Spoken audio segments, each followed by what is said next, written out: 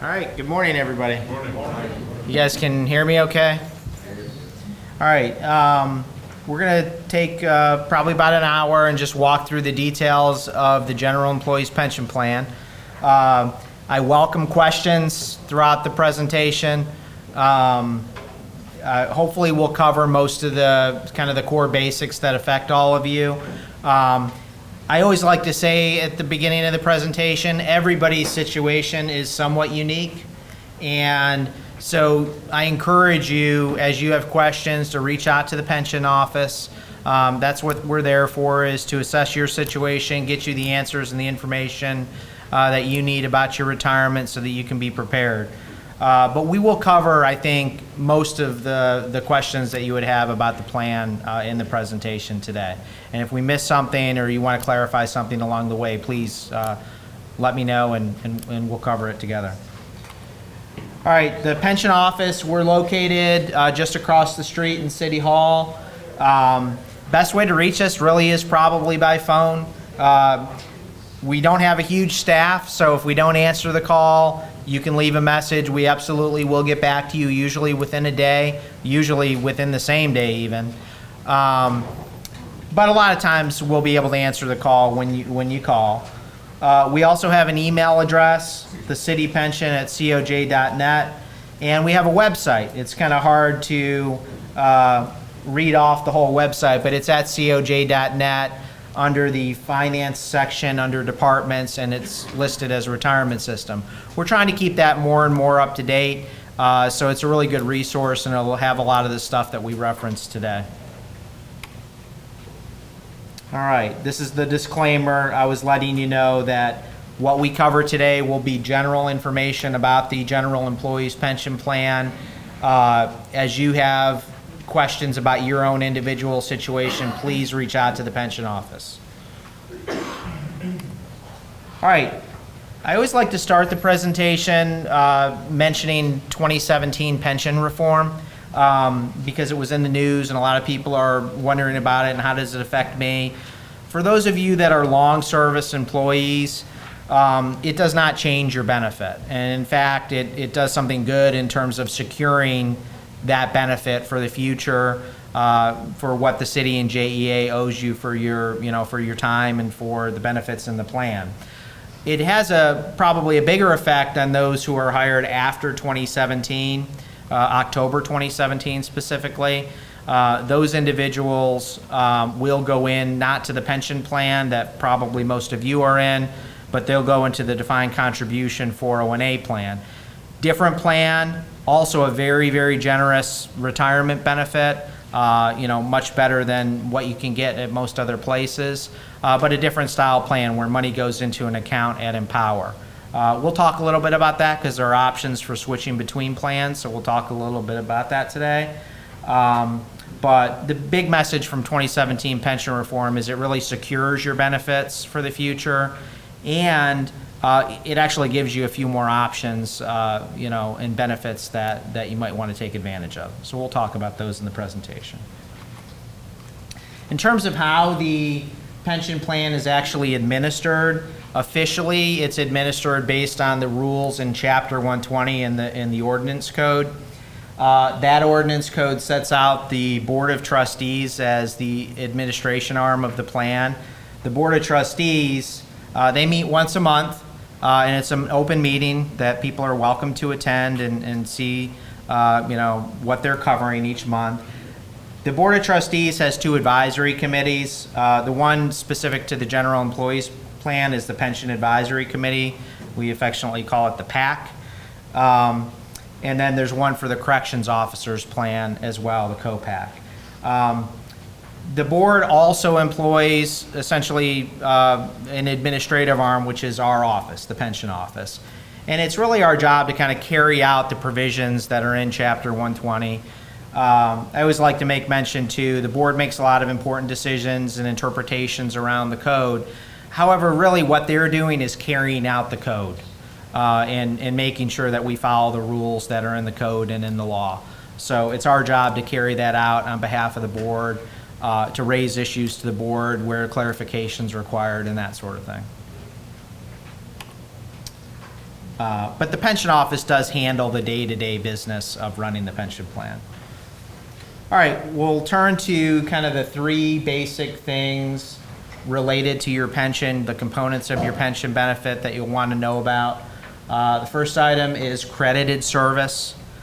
Essentially, for most people, that's the time that you've worked either for JEA or for a related entity that's covered by the plan. Could be for the city, could be for another organization like JHA, and that you contributed. So it's important to note that you only get credited service for the time that you've actually contributed to the plan.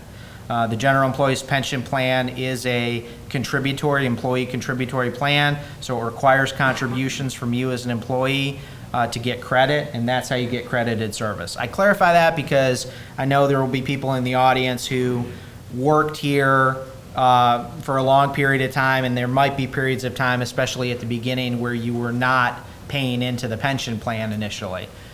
That's time that you don't get credit for if you haven't paid in for it. You can, of course, buy back that time and do what we call a credited service purchase or a time service connection. We'll talk about that in a little bit more detail as well. But in order to get credited service, you need to have contributed for that time that you worked. Second component is your compensation, so what you've been paid. It's made up not of your entire compensation, but your base pay and your service raises. And then the third thing to consider, and we'll talk about today, are your benefit options. How can you receive your money? There's a standard benefit where you get a payment for life and a payment to your surviving spouse for her or his life as well. But there are other options and ways to receive your benefits, and we'll talk about those. All right, common services that we provide for active employees. We, of course, answer a lot of general questions about the General Employees Pension Plan. And so if you do have a question, certainly use the resources, use the website. You can even look at the code if you'd like, which is a little bit more difficult to read. But if you're not sure after reviewing that information, please reach out to our office. We did recently publish, and it's out on the website, a new summary plan description. So I encourage you to take advantage of that, which has a pretty good, layman's version of the plan rules and covers a lot of different topics that you might have questions about. So that's a good place to start. But if you're not sure after reading that, or you don't think it's covered in there, the question that you have, or it's something specific to your situation, please reach out to us. That's what we're there for, to help you. Of course, we do for active employees estimates of benefits. We'll talk in a little more detail about estimates. I like to say on estimates that we can do estimates for many different future dates, and we'll run different scenarios for you. The closer you are to your retirement date, the more accurate your estimate's going to be. There's always going to be changes over time. Your compensation's going to change. Maybe the dates that we have on our system are going to get tweaked a little bit as we review your record for additional time that you worked or time that you didn't work. And there are little things that will change over time. Interest rates will change that can affect the benefits that you receive and so forth. So the closer you are to your date, the more accurate your estimate. Doesn't mean there isn't value in getting an estimate for a few years out, but just keep in mind they are just that. They're estimates. And whatever number you get, it isn't some kind of guarantee. We call it an estimate for a reason. It is valuable information. It is useful. It gives you a good idea what you're going to receive in retirement. But I like to emphasize it is an estimate. We also do requests in our office for time service purchases for those of you that have had employment time that you haven't paid for, or in some cases, individuals worked for JEA or for the city, left, came back, and if they had already taken a refund, they might be purchasing that time back. There's a few other things you can purchase time for. If you had military service, you can purchase some time for that. It's a little more expensive. And there are a few outside agencies like the school board, like Duval County Hospital, and some other places where you can potentially get time that you can purchase for your time work there. purchasing time at those outside agencies is more expensive. You buy that at the actuarial cost. You also, if you buy over 10 years, you buy it at the actuarial cost over the 10-year point as well. So that's much more expensive.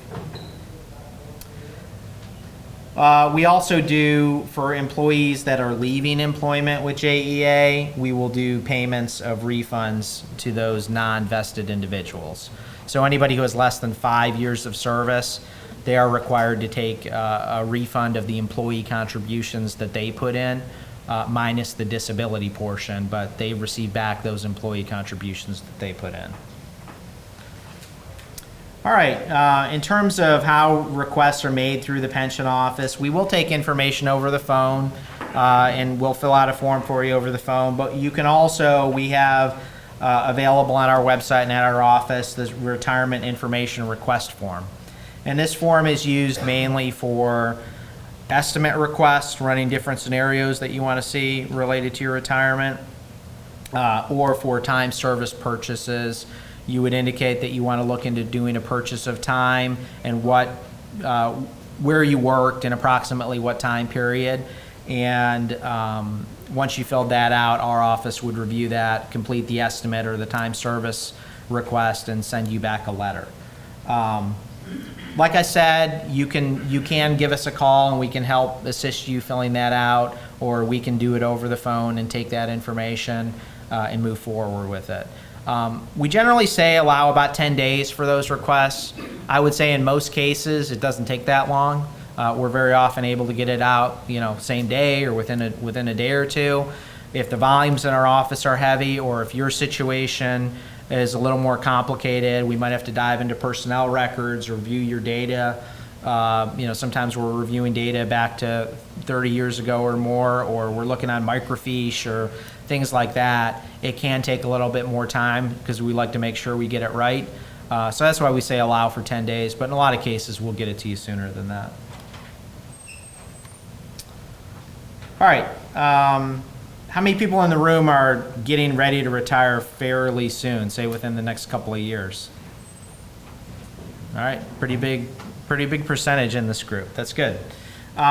So this will be good information for you in terms of what you need to do when you're actually getting ready to retire. So we say at the top to allow about 6 to 8 weeks for processing ideally. It doesn't really take that long. If you came to us the week before you're going to leave, we'll obviously take care of you and it should work out fine. The reason I suggest starting a little bit sooner than that is it's always going to start with an estimate. And there's definitely different options and ways that you can take your funds, and you'll want to consider that. And based on what you get back, you may want to meet with people, you may want to meet with family members, you may want to meet with a financial advisor, you may want to open an outside account if you're going to roll money over into it. So that's why it's best to get started early. Another reason it's good to get started a little early is a lot of times we do have employees that are under the assumption that they're going to get a certain benefit, maybe something they've been told or a coworker told them or just an understanding they had. And then when they get back the numbers, they realize, oh, this isn't what I expected. Maybe they didn't have the amount of credited service they thought they had, or whatever the case. Give yourself time so that you'll know kind of what your right path is, and you'll be able to figure out the best options for your situation. I always say, and I said it in the earlier slide, I'll say it here, even when you get you're making your request to retire, the initial numbers you get are an estimate. And the reason is you're still working. We still have to verify the pay that you're going to receive towards the end of your working career. We have to verify the actual date that you leave employment. And then we also do, as you're retiring, we do a deeper dive on your record to audit the information. We've got pretty good data, but a lot of the data does have some issues, and sometimes we find something and it changes the numbers a little bit. But normally when we're giving you paperwork related to your final retirement numbers, it's pretty close or even dead on. But I do remind people it is an estimate and it is subject to being changed. We will, of course, contact you or reach out to you if the change is significant in any way. You will want to consider payment of leave time prior to departure. So JEA has an extremely generous leave policy, and that's terrific. And based on the plan that you're in, you'll want to consider, am I going to receive a lump sum payment of my leave as I leave? Or what we see some people do if they're eligible for it is run out some of their leave time. If you do run out your leave time, in other words, you're receiving your regular every 2 weeks check, even though you're not here, you're kind of on the books as an active employee, you will get credited service for that time. You are still active. You can't retire when you're doing that. It's only when you're done running out that leave that you're actually going to retire. So, if you leave, let's say you leave your desk in July, but you're going to run out leave until September. Let's say September 1st is your last day worked. September 2nd would be your retirement date, not when you actually leave in July. So that's something to think about. Yes, ma'am. So when you're running out that time, are you accruing time at the same time? You are. You're still accruing? You are. Because you're making a contribution to the plan, so you're getting credited service for that time. Okay. Another question we get, might sound like common sense, but just so everyone's aware, we do not communicate separately with your employer, with your supervisors, with HR at JEA. That only happens like at the very end as you're retiring. So you should be communicating separately with your employer about your plans. I think most people get that and understand that, but we do get that question, and occasionally people are leaving and haven't told their employer, or maybe assume that we're telling them, but we're not doing that. You should be in communication with your employer, hopefully in advance, helping them plan for your departure, because obviously they've got the important work that you've been doing that they've got to think about going forward after you leave. So please communicate separately with them. And I should mention, on an estimate, if you're doing an estimate for some date in the future and you're concerned, is JEA going to find out that I'm doing an estimate? Short answer is no. We don't communicate that to JEA separately, that you're doing an estimate of your benefits. Pension payments, as I mentioned, do not start while you're in active pay. The way it works is once you leave employment, if you're retirement eligible, you will receive your final active paycheck. Following that final active paycheck and the next available payroll, if you've completed all your information and you're retirement eligible, you will start receiving your pension payments at that time. You will contact our office to kind of get started on the whole process. Some information you want to have together. You want to have identification. You'll want to have birth certificate available. You'll also want to have identification for a spouse for certain types of benefit options that you're taking. That can be a driver's license that shows proof of date of birth, also proof of marriage, a marriage certificate. And then for those of you that are taking lump sum payments, you'll want to have account information for where that money's going if you're rolling that money over. A lot of people come into the office to start this process, and we're glad to do that with you and walk through your options. You can also give us a call, and we can do it by phone, and we can mail you the information. You can fill it out, return it to us. You don't necessarily ever have to come to the office, but we're happy to see you and walk through your options. A lot of people want to kind of walk through their options and get a sense of what works best for them, and the staff we have in the office is really experienced on that and would be glad to help you. You had a question, sir? Yeah, if you go out for surgery that's long term and you use your annual leave to cover your benefits, does that affect your retirement date? As long as you're getting an active check and you're making contributions to the plan, you're getting an active check for the full time, you will get credit in the plan for that time. If you have leave... You're not getting a check from JEA, you're getting it from your insurance. That's different. So if you're getting a check from a disability provider, that is different, and generally speaking, you will not get credit for that time. There are some exceptions. It depends on your individual situation, but generally speaking, if you're not using your leave time, but you're using a short-term disability plan. Your leave time to cover your benefits. They pull it out of your leave to cover all your benefit costs. Right, and if you're not getting a full active check for 80 hours at your regular rate with a contribution to the plan, you will not get credited service for that time. There are situations where you have leave without regular pay, you might be getting disability pay, where you can purchase that time back up to 6 months. There are also other situations, workers' comp situations, where you have the ability to purchase time back. But if you're not getting a regular active check from JEA with the contribution, the 10% contribution to the plan, you're not getting credited service for that time.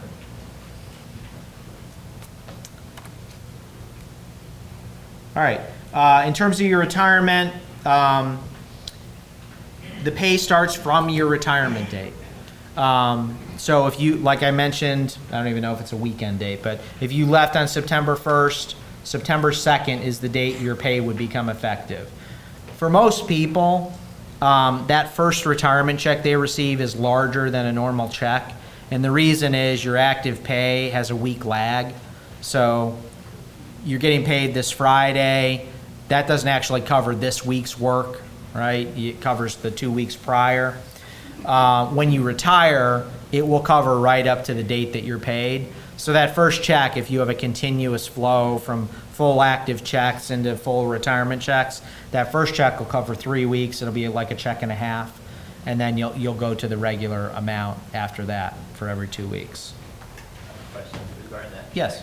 Is that typically, follows your normal pay, like every 2 weeks? Like if you retire on Friday, would you get maybe then the first check from the pension office 2 weeks from that? Yeah, and we'll counsel you on that. A lot of people will work through the end of a pay period. So, for example, work through last Friday being their last day. Their retirement date would be the day after that, last Saturday.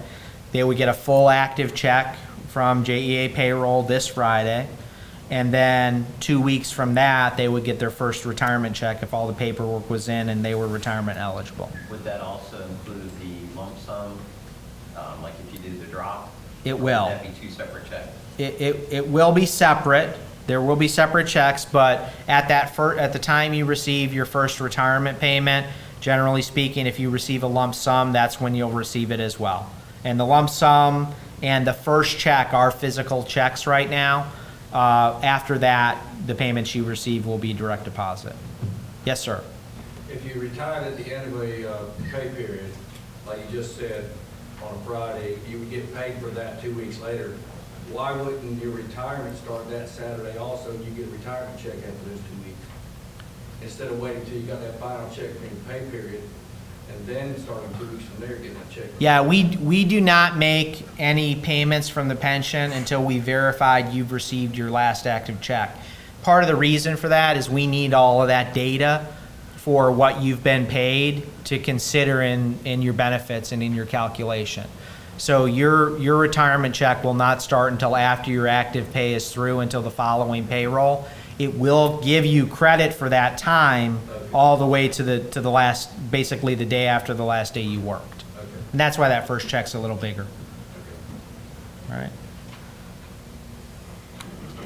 All right, real quick, this won't affect most people in the room, but I like to cover it, employee contributions, investing. When you make employee contributions to the plan, those are always yours to keep. Those can never be taken away. If you leave before 5 years, you are required to take a refund of those contributions. Our office will, generally speaking, send out a letter within a month or two. Again, we verify all the information from payroll is in, and the information is complete. We'll send out a letter and say you're eligible for a refund, fill out a form, and we'll send it to you, either direct payment with 20% withholding or a rollover that you can do. If you're over 5 years of service and you leave, but you're not retirement eligible, you can also take a refund of your contributions, even if you're vested. If you do so, you no longer have a benefit from the plan after that point. So taking a refund means that you're giving up any future benefit or that payment for life in the future. If you do nothing and you do not take a refund of those contributions and you have over 5 years of service, you can also do what we call a vested retirement. And what that means is at age 65, you are eligible to receive a payment for life starting at that point. So those are the options to individuals that leave that are not retirement eligible. All right, time service purchase, we'll take a minute or two on this. We talked a little bit about it already, but if you worked for JEA previously, took a refund and came back, or if you worked for JEA and were not making contributions to the plan, and same is true of time if you had service time at the city or one of the affiliated agencies, you can purchase time back. If you're purchasing time back for time actually worked, that's paid at a rate of 10%, which is the current contribution rate. It's based on your current pay. So something to always keep in mind is the sooner you start a time connection, the better, because as you get increases in pay, the cost of that of buying that time back goes up. So it's always better to get started sooner rather than later. And I take this second to make a public service announcement. If you have the ability to purchase back time, I know it can be tough in the budget, but I'm telling you, it's the best investment you'll ever make, especially if you're going to have a long working career or you've already had a long working career at JEA. It's a significant return on your money. JEA and the city are going to put in far more money than you put in for what you put in there, and you can't get that kind of return on an outside investment. So I encourage you to do that if you have the ability to purchase time and to do it as soon as possible. So that's for time working at JEA or the city. In terms of other types of purchases, you've got military time that you can purchase. You can purchase potentially up to 2 years for wartime service or up to 1 year for non-wartime service. You do need to complete the request form and send us your DD 214 form. That is purchased at 20%, a 20% rate. So a little more expensive, but still very much worth it if you had military service prior to your employment. As I mentioned, oh, yes, ma'am. Can you explain why you cannot buy part-time work? Part-time workers are not eligible for the plan. Even if you can't purchase, you can't purchase that time? Yeah. Is that because you paid into Social Security while you were part-time? No, I mean that could be a related issue, but it's really because when you're employed as a part-time person, that you're not within the criteria to be eligible for the plan. Yep. Yes, sir. Yeah, you said earlier, that people like 2017, they're on another plan. They're not paying into this plan. Correct. So, like, how long can this plan continue on without people coming behind? Like, people get Social Security right now, was off the backs of people paying Social Security right now. Sure. So how's that gonna work? Well, the Board of Trustees is responsible for managing overall what the total liabilities are of the plan and what the assets are of the plan, and making sure that within the trust there are going to be enough assets to cover those liabilities for both current payments to retirees and future payments to those who are employees now or will be receiving payments in the future. We employ an actuary through the Board of Trustees that we work with very closely, and they publish an annual valuation report which documents all of that information, and it considers out into the future what contributions will be required from the city and from JEA to make sure that JEA and the city are meeting their commitment to their employees that they made for these benefits. Actually, by law, the city and JEA are required to make certain minimum contributions to make sure that the financial footing of the plan is solid going forward. And so there isn't really a choice on the part of the city and JEA to give less. It's a legal requirement that they provide enough funds for that. Also, the board is monitoring very closely. They have an investment consultant employed to continuously monitor their investments and to make sure that we're staying on track for meeting those obligations in the future. And if for some reason, the assets dip down because the market goes down, the contribution required will go up as a result. And so that considers who's making contributions, which is, you know, the current population, and it considers all the obligations going forward. And having been closely observing that process, I have a lot of confidence in that process. And you guys can have a lot of confidence that your benefit is very secure for the future. Yes, sir. I know this is weighing on a lot of our employees as far as on their minds with regard to the pension. But if, in the event that JEA, they do privatize, or JEA goes away, how is that then, how are those payments gonna, how is the pension gonna be able to sustain itself? Short answer is you're still due those benefits. You know, I'm not going to speculate to every possible scenario or situation that could occur. However, when a situation occurs, I have worked on other plans where there was a purchase of a company, and the company that purchases that company does need to meet those pension obligations. That's an important part of an acquisition, what an acquiring company would consider. But I think it doesn't make sense for us to go down like all kinds of different scenarios or paths. Short answer is those obligations are obligations to you as employees that JEA has made. If there was a change in, you know, ownership or anything like that, those obligations still exist and still need to be dealt with. And so, you know, that would be an important consideration if anything did happen. But it doesn't go away. Your obligation doesn't just go poof because of you know, anything changing within the business environment. Yes, sir. If the privatization does happen and you're stuck in the middle where you're past the 5 years vested point but not at retirement age yet, are you going to be forced to just freeze a percentage till 65, or would there be some type of a buyout, or are you going to be forced to just take out your contributions only and roll it into whatever IRA you choose to roll it into? I would tell you that, like, kind of speculating how the plan could change with a possible privatization doesn't make a lot of sense for us to do that. I'll also tell you, in my experience, those benefits continue to exist. Just because there is some sort of business change does not mean that plan benefits wouldn't continue to exist. You wouldn't continue to accrue information. If there ever was some sort of change, and that is highly speculative to the plan, then that would have to be vetted very publicly. You would be aware of that, and it would be information that would be widely shared. But it's kind of speculating different scenarios. It doesn't make a lot of sense because chances are your benefit will absolutely continue no matter what the business, you know, situation is with management. Someone like myself could be forced to freeze at 17% until I was 65, hypothetically. I mean, we could talk about all kinds of hypotheticals, but that's not. There's no discussion of that occurring whatsoever. Yes, sir. In the event of privatization, doesn't the obligation remain with the city regardless of the sale?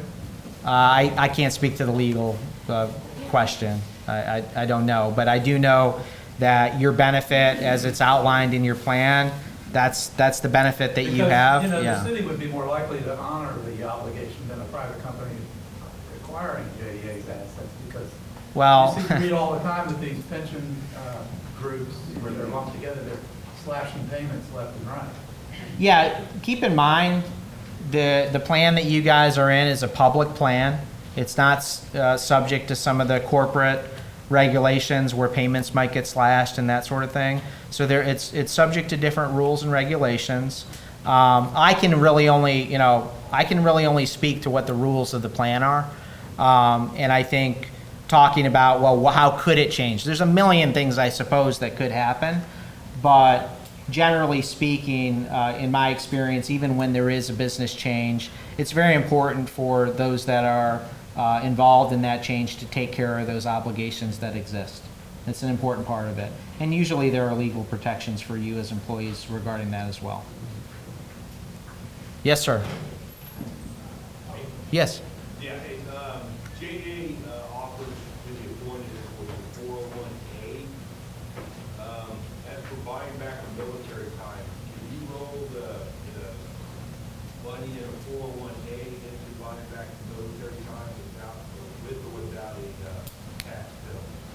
You can roll over money from another tax deferred plan to do your purchase of time.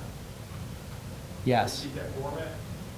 Where do you get that form, the form for requesting that? At our office or through our website, the retirement information request will have a section at the bottom to do a time service purchase. Once you make the request, we will send you out a letter and let you know how much time you're eligible to purchase, and then give you different options for how to pay it, whether it be through a tax deferred account payment or payroll deductions over up to 5 years. Perfect. You're welcome. All right. Any other questions on time service purchases before we move forward? Yes, sir. Back in 2000, if you did not pass the medical, you could still work, but you did not pay into the pension. And once you pass the medical, then you could buy that time back.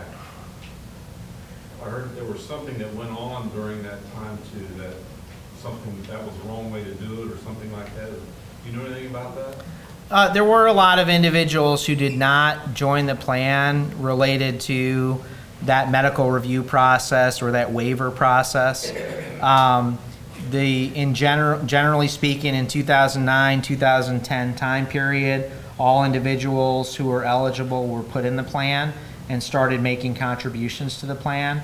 Prior to that point, most of those individuals, I believe, were contributing to Social Security and may have a benefit related to that Social Security payment or time that they had.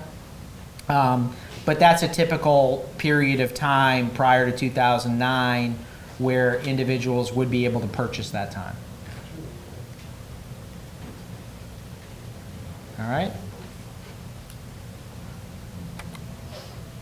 Okay, let's get into retirement and retirement eligibility.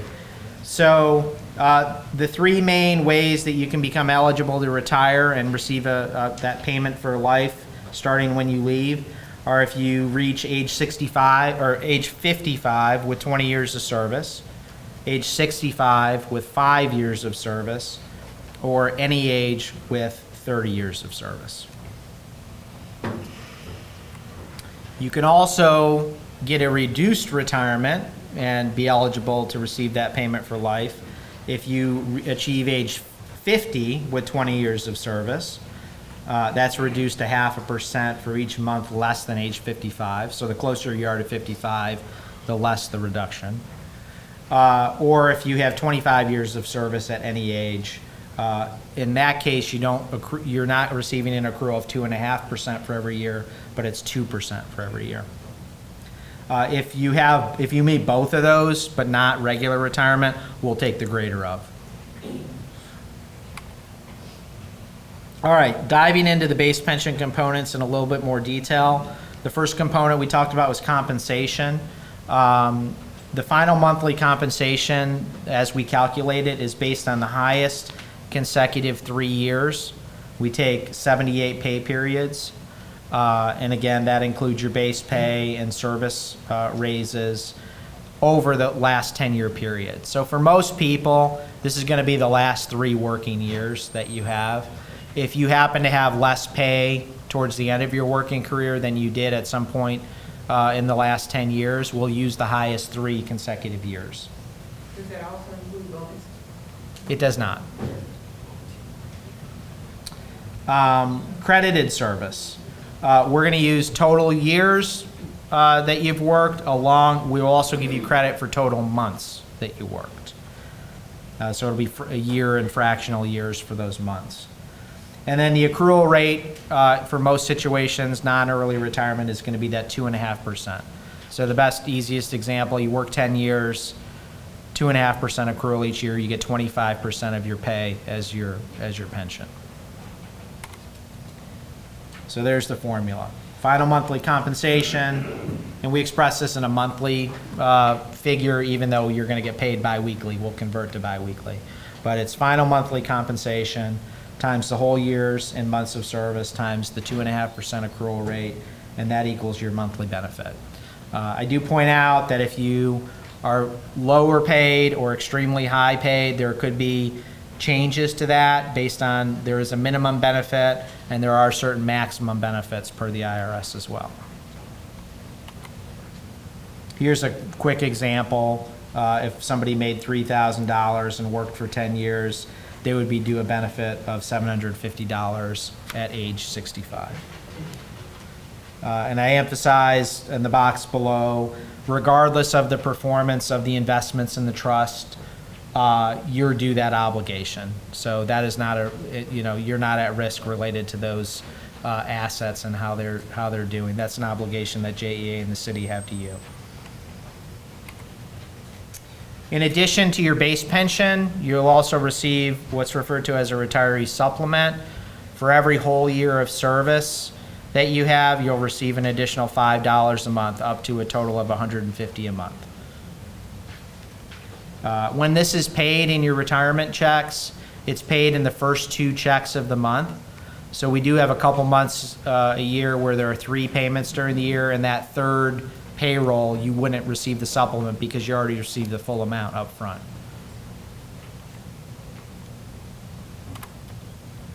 All right, so let's talk now a little bit about the forms of payment that you can receive from the plan.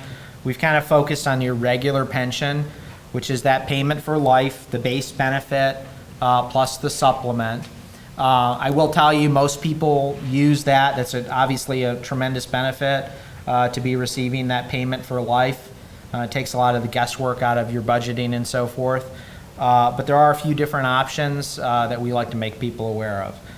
The first one's called the partial lump sum option payment, or we often call it the PLOP. If you receive a PLOP, it'll be a lump sum amount up front in exchange for a reduced monthly benefit. The second option, for those of you that have over 30 years of service, is called the backdrop, which also allows you to receive a lump sum up front. Generally, you'll be receiving a little bit lower monthly payment if you take a backdrop, but in exchange for a lump sum payment up front. And we'll talk about how that works in a minute. And then if you're still actively employed, you do have the option to get out of the pension plan, the defined benefit plan, and move over to the defined contribution 401A plan. You must be still actively employed in order to make that switch, and we'll talk about how that works in a minute too. All right, partial lump sum option, the PLOP. You can choose either 5%, 10%, or 15% of the total value of your pension to receive as a lump sum up front. So if you need some funds up front to take care of something or whatever it is you're looking to do, you can do that through the PLOP.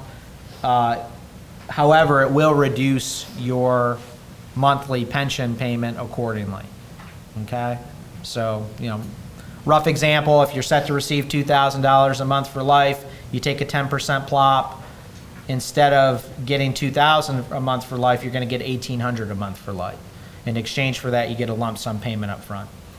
Yes, sir. Then do they estimate what your expected life, what the rest, your life expectancy is?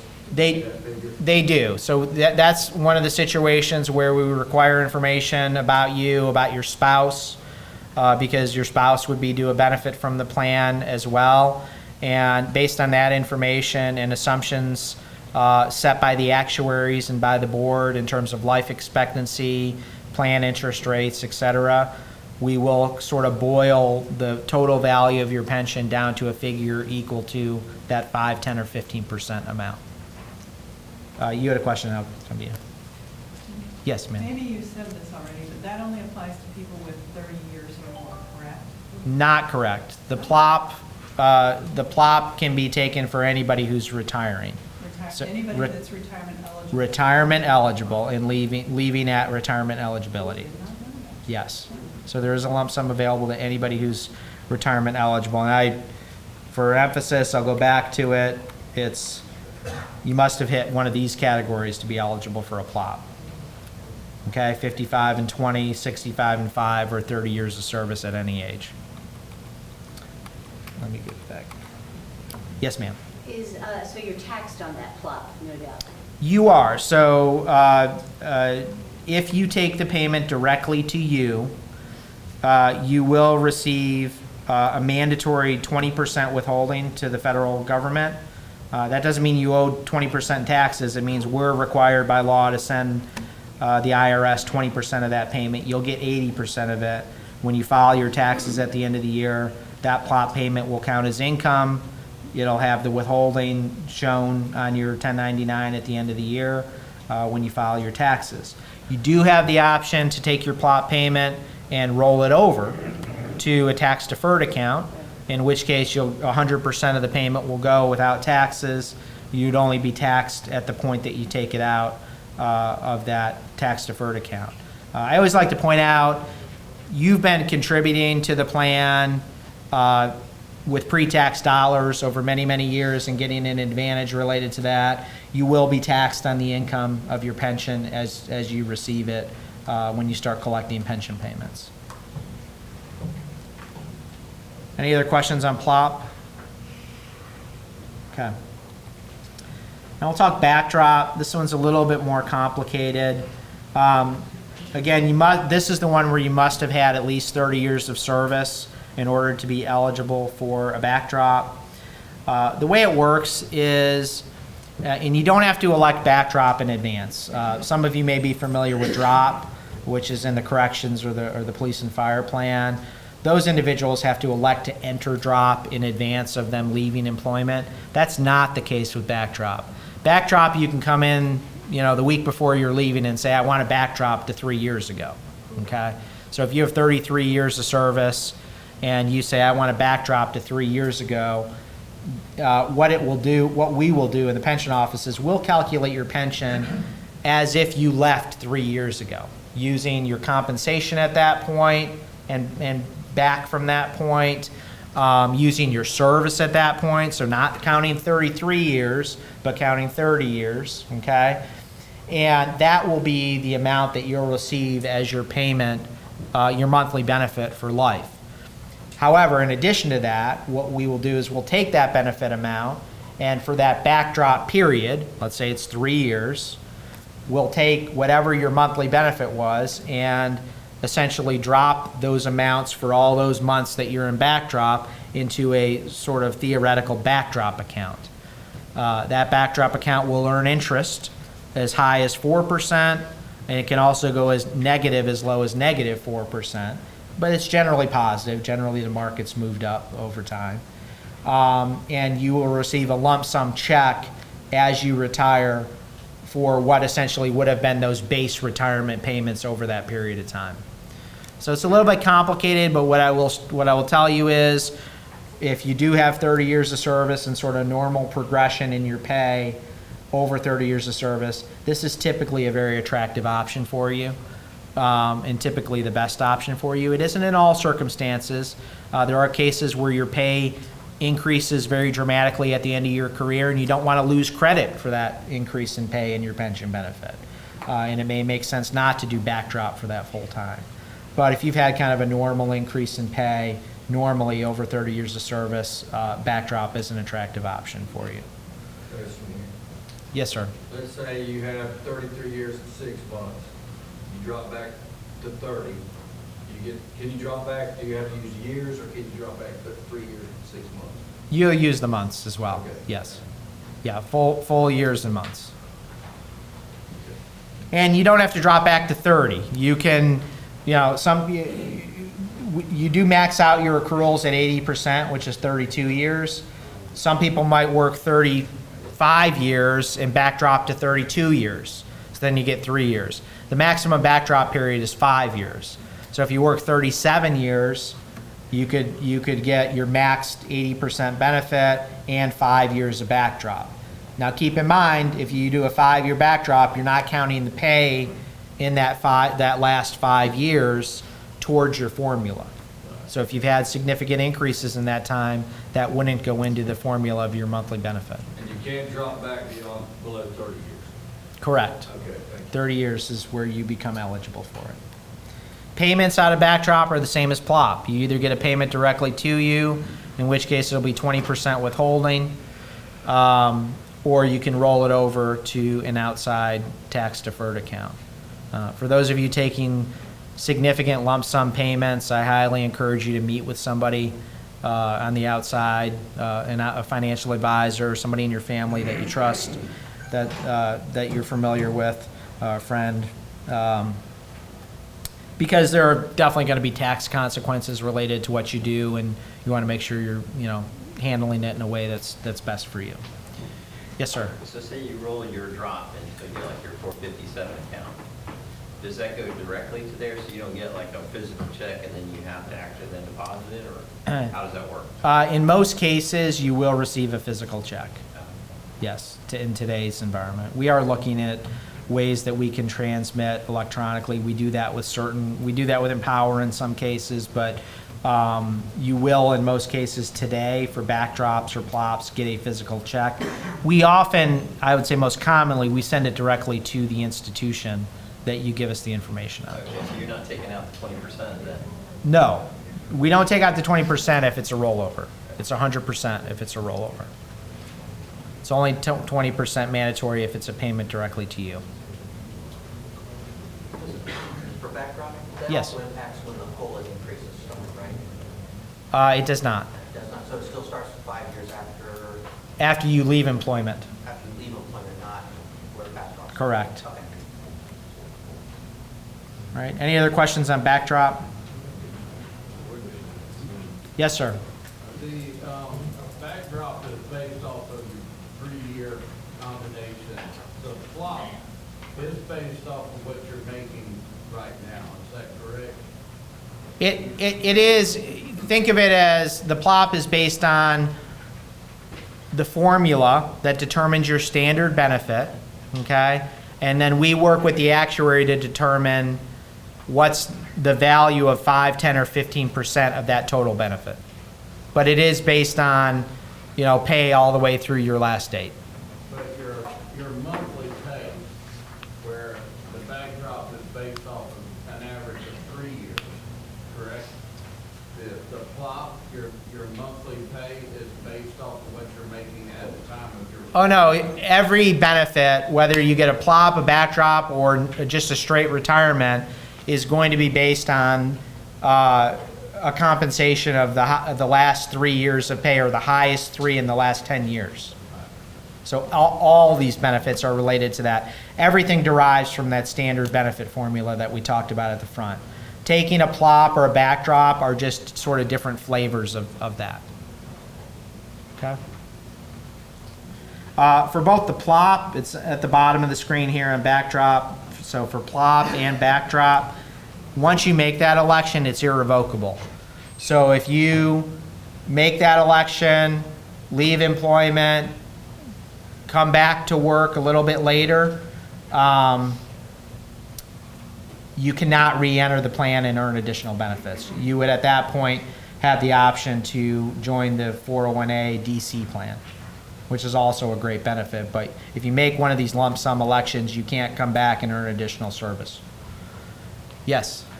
When you request an estimate, do you get a breakdown of like what the plop is and what your retirement benefit would be without it, and so forth? Or do you have to request those separately? You have to request it. The form has a place to indicate you want to see a plop benefit, 5, 10, or 15, or if you want a backdrop and what date you want a backdrop to. As you can imagine, like when you get into plops and especially backdrops, there's unlimited numbers of scenarios. So we ask you to fill out on the form.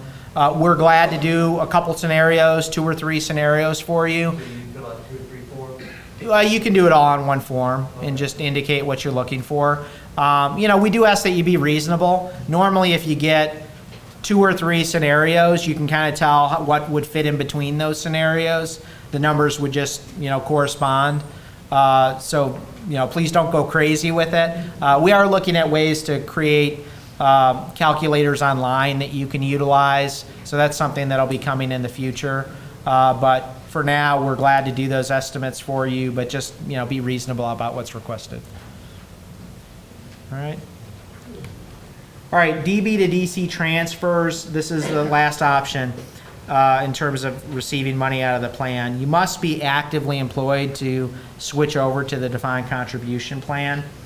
If you make this election after you're vested in the pension, that means that you are done with the pension. You will not receive a payment for life from the general employees pension plan.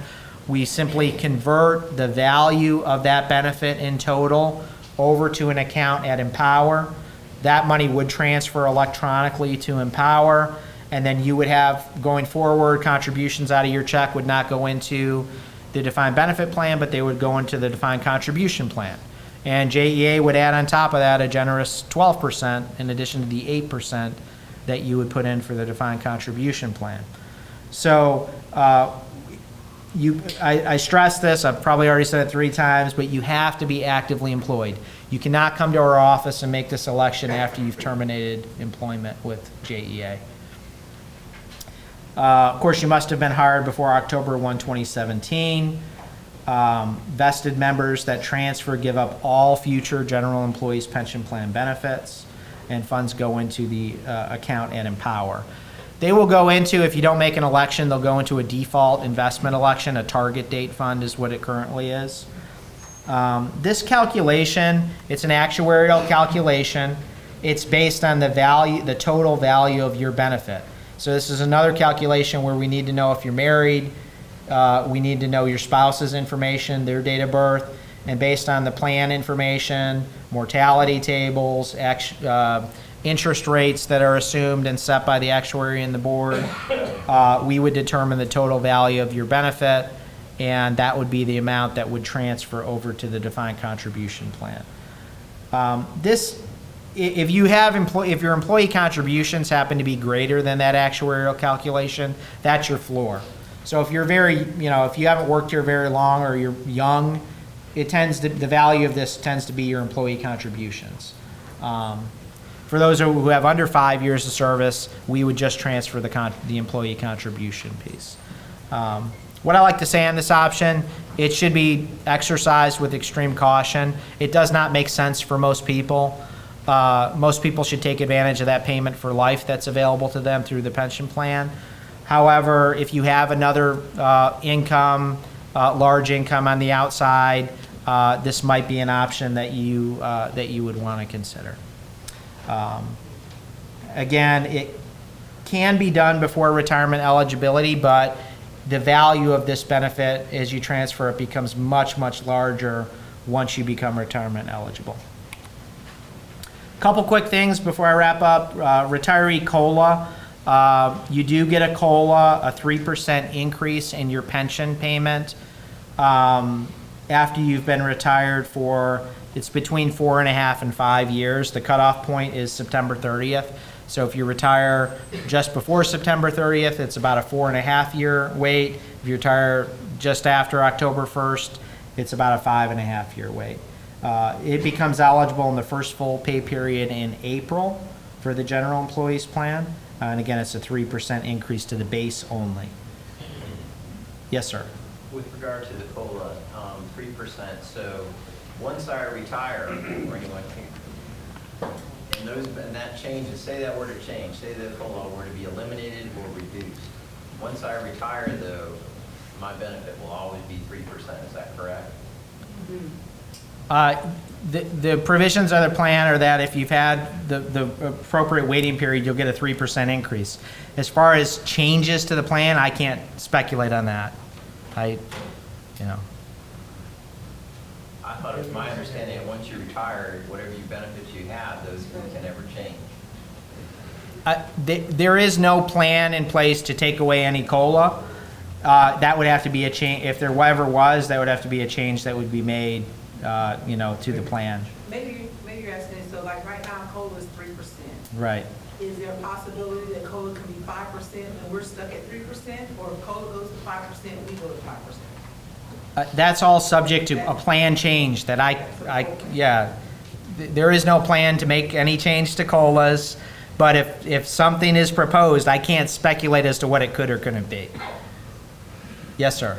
Back to the previous screen, you mentioned that if you went from defined benefit to defined contribution, the JEA will increase contribution by 12% to a total of 20%. Is that what I'm hearing? They don't increase it. The defined contribution plan works differently in that the employer, JEA, makes a 12% contribution in addition to the 8% contribution that you make. in terms of contributions to the pension plan, JEA and the city are not making individual contributions to your account for the pension plan. They're making a large-scale contribution based on the actuary's report to make sure that they can cover all the obligations in the plan. Can I have a follow-up to that? Yes. If it's less than 5 years, is there a pro-rata amount of that 12% that you do get? There is. There's a vesting schedule for the defined contribution plan. Okay. Employment after retirement. You can work for an outside company, but if you work for JEA or the city or another area covered by the plan full-time, your pension has to stop. You'll have to contact us, and we have to stop the pension. You can work part-time as long as it's under 25 hours a week. Can I add something? If you guys do terminal leave, meaning if you run out your annual leave prior to retiring, you may not work at another company during that time. That is against our company policy. Just a reminder. Okay, thanks, Sarah. Pension verification, we will verify. Right now, we do it on an annual basis through an affidavit process.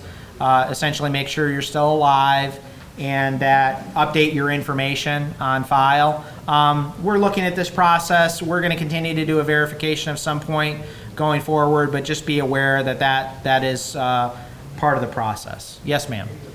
If you retire where you take a penalty, like if you don't have 30 years, you're not 55, someone told me that you could, once you turn 55, you can go back and work for any agency of the city to get that 5% back if you work 1 full year. Is that true? It depends the circumstances. If you didn't take a lump sum when you left and you left with a benefit, either a vested benefit or a retirement benefit, you can potentially re-enter the plan and increase your benefit. That is correct. If you do increase your benefit, your COLA period starts over based on that, and you can only continue to earn additional time or credit in the plan if you did not take a lump sum as part of that initial retirement.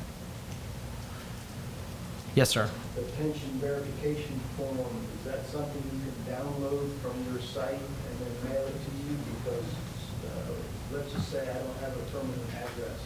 Not currently. Yeah. We do need to keep a current address on file or someplace that you'll receive your mail.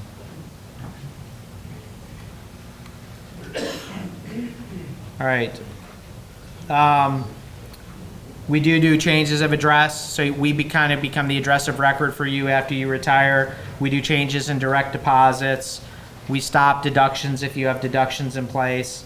And I like to point out a new feature we have for retirees, the jackspensionportal.coj.net. Once you retire and receive your first payment, you can access all your payment information online.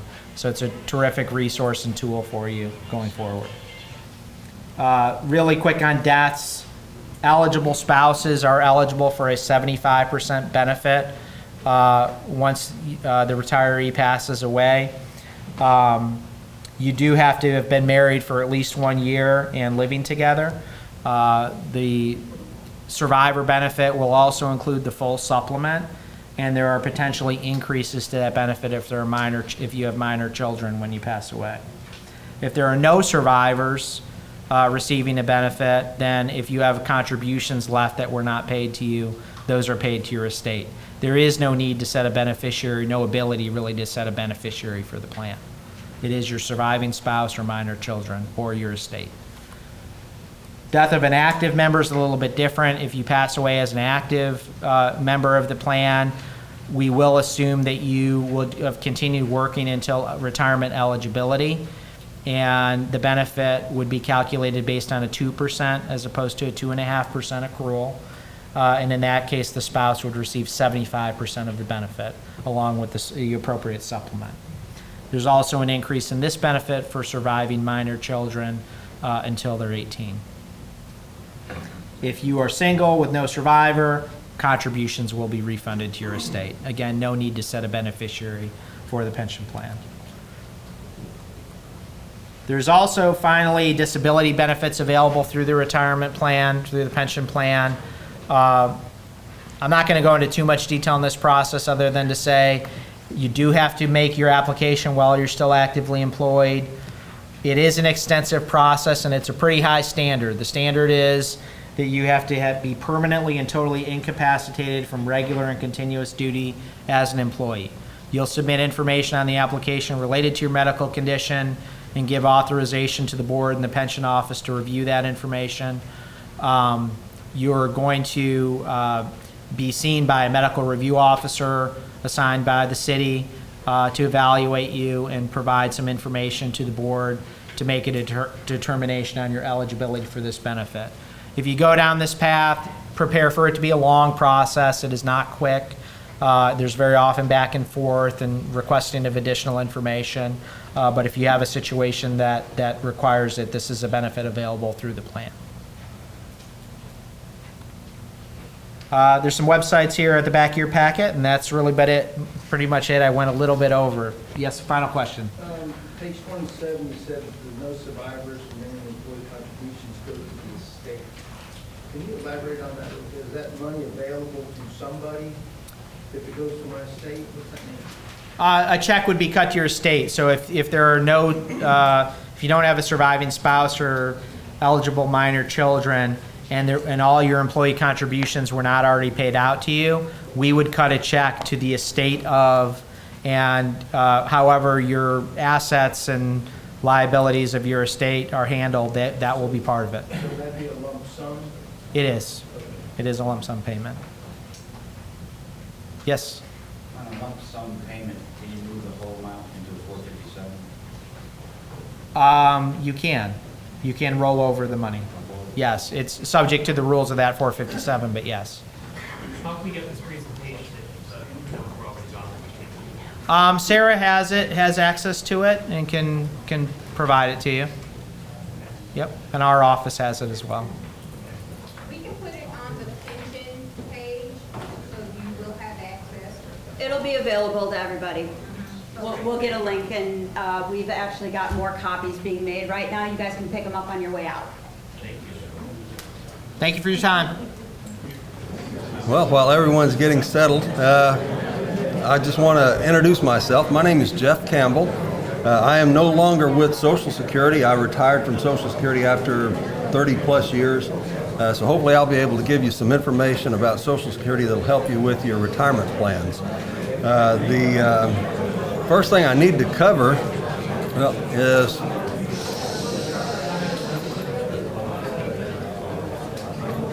I don't know how to do. We got another speaker.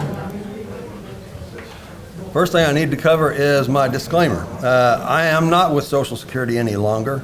I do keep up with the information from the agency, and so hopefully I'll be able to give you accurate information. But any information that you disagree with or you don't like, you can go to the Social Security website and get that information and download it yourself. I'm pretty sure that what I'm going to provide to you is accurate, but just to let you know, I'm not with Social Security any longer, so if you don't like what I say, you can check it out with them. Because most of you will be retiring, hopefully, before you're eligible for Social Security. I think a lot of you probably can retire about 55 or so. Just want to let you kind of bring up the point that you'll probably be in retirement a long time. So any kind of benefits you get is going to help you over that retirement career. I don't know, how many of you heard the old saying, money can't buy you happiness? You heard that one? How many of you know the last part to that saying? Goes, money can't buy you happiness, but it can provide for a better form of misery. Okay, money's important, especially in retirement. And there are 4 things I know about money, and I've never had anyone disagree with these, so I'm going to throw them out just to make sure we're all in the right spot. The first indisputable truth about money that I know is it's better to have it than not, right? Second is better to have more of it than less of it. Third, it's better to have it sooner than later. And the fourth and final fact about money is no matter how much you got, you can always use a little bit more, right? So when we're talking about Social Security, I want you to think money in my pocket. Every time you hear Social Security, it's money in my pocket, okay? So as we go along, I want you to think, every time you hear Social Security, what is it? Money in my pocket, right. So, and for retirement, you're going to be in retirement a long time, 20, 30, maybe 40 years. So that money can become even more important than what you think it will be right now. How many of you have received your personal earnings and benefits statement from Social Security? Okay, most of you. They stopped sending those out a few years ago. They started back for people that once they turn 60, they'll send those out again each year that you have additional earnings posted. So you can kind of make some plans. But if you don't get that, you can go onto the Social Security website and actually download that statement yourself. And I would suggest you do that because those statements are there for your benefit. Now, I know just about everyone said they'd received those statements. How many of you have looked at more than what it says you're going to get at 62, full retirement age, and age 70? Yeah, there's not very many hands with that one. I know most people, they just want to look and see, well, what am I going to get? What's this benefit going to do for me? But if you ever look at the third page, if you get the statement, you open it up, that third page, it lists the earnings that are posted on your Social Security record. And I want to advise you to go ahead and look at those earnings because your benefit is going to be based off whatever's posted there. And if you know, well, I worked for so-and-so back in high school and college before I started with JEA, and there's nothing posted, well, you got a problem. Or if you look at it and you say, you know, I've worked with JEA for the last 30 years, and I haven't worked anywhere else, and you've got some earnings posted, well, you got a big problem. Because if someone's working under your Social Security number, they can do a lot of things. And identity theft is a big problem for everybody. So I suggest when you get those statements, go ahead and check out those earnings. Now, you may not know what you had in earnings back in 1980, but you want to make sure that something's posted there if you were working, okay? Just to make sure. Because like I say, the benefit that you receive is going to be based off whatever's posted there. Also, on that statement, it'll tell you if you are already insured for benefits. Now, this is a retirement program, so I'm going to speak strictly about retirement benefits. But I want you to understand, Social Security is an insurance type of program. Now, it's not an insurance program, it's an insurance type of program. The Social Security taxes that a person pays buys them that coverage. And it's really no different than if you went to any large insurance company. Everything they offer, that's what Social Security offers. I mean, if you wanted to purchase a retirement annuity, well, that's what Social Security has under retirement benefits. If you wanted to purchase long-term disability insurance, that's what Social Security has under disability benefits. If you wanted to purchase life insurance for your survivors, well, that's what they have under survivors benefits. And if you wanted to purchase health care coverage, that's what they have under Medicare. So you have to think of Social Security as a big insurance type of program, but it's not insurance. There are some differences, and I'll cover a little bit of that as we go. The next thing, because it is an insurance type of program, you have to be insured for that. Now, for retirement benefits, you need 40 credits. They used to call those quarters of coverage because you had to have a certain dollar amount in each quarter of the year. In 1978 and later, they've changed that. It's just based strictly off of the earnings that you have. This year, 2019, $1,360 will buy you one credit.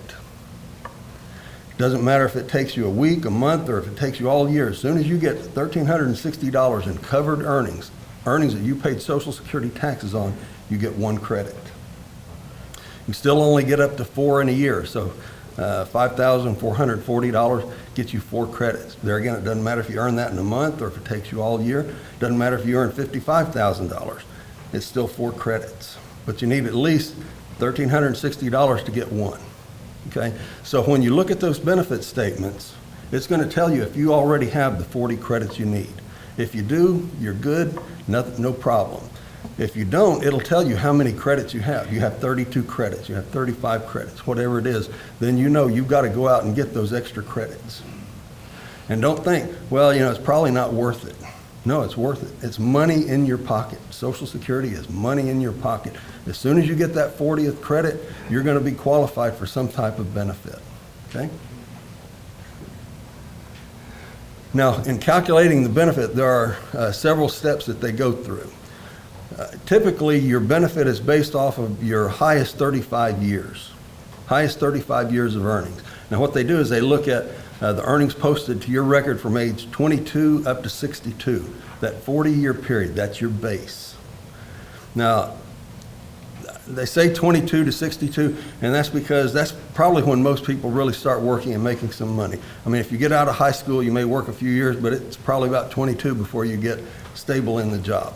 Or if you go to college and you get out and you start working, probably about 22. So they're looking at 22 to 62, that's your base period. All of the earnings posted during that period, they're going to adjust it for inflation. They're going to index it up to current dollar amounts. So even that $2,000 you had back in 1982, in today's money, you had 40 years of inflation to it, and that can be some significant money, okay? So don't think, well, this isn't worth it. It can be worth it.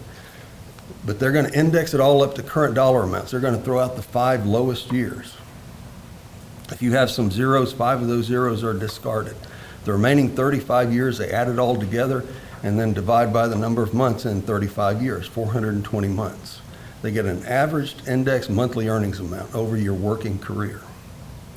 Now, if you probably remember in school, you made that 100 and that 98 and that 100 and that 96 and that 100, then you made a 20. That 20 hurts that average pretty quick, doesn't it? Well, zeros hurt. So anything you can do to replace those zeros is going to help to increase that benefit. If you've got a lot of zeros, I have a lot of zeros because working at Social Security, I didn't pay into Social Security. I paid into the federal civil service retirement system. So I got a lot of zeros in there. Anything you can do to replace a zero is going to help to increase that benefit. Because remember, your benefit is based off the highest 35 years of earnings. The highest 35. So even if you had 10 years, you got the 40 credits and you haven't worked any other than those 10 years, you work someplace, could be seasonal work, $1,000, $1,500 at Christmas. Could be a part-time job, you're cutting lawns or doing something. Anything that you pay into Social Security to replace those zeros is going to help to increase that benefit amount. Does that make sense? Okay. So as you go along, remember the highest 35. Okay, now I'm going to give you an example here. There. On this example, the highest 35, the average index monthly earnings amount was $5,600 over someone's working career. The benefit they would be eligible for would be $2,325, and this is the calculation on how they do that. The first $926, a person normally gets 90% of that amount. Anything above 926 all the way up to 5,583, you get 32%. Anything above that, you get 15%. The percentages always stay the same, 90, 32, 15. The only thing that changes is that bend point. Those dollar amounts each year can change a little bit. But it's still 90, 32, and 15. And that's how they calculate the benefit. It's a 3-tier process, okay? Sorry if I'm going fast, but I know I've got limited time. The next thing, I know a lot of you think, well, I may not have the 40 credits. I'll just get benefits off of my spouse's record. And that's possible. You can do that. If you're married to someone and you've been married at least a year, you can qualify for benefits off their Social Security. You have that potential entitlement. The benefit is 50% of whatever their unreduced Social Security benefit is, the amount they were due at their full retirement age. I'll give you an example. Let's say your spouse's benefit was going to be $2,000. As the spouse, you'd be eligible for half of that, 50% at your full retirement age. So $1,000.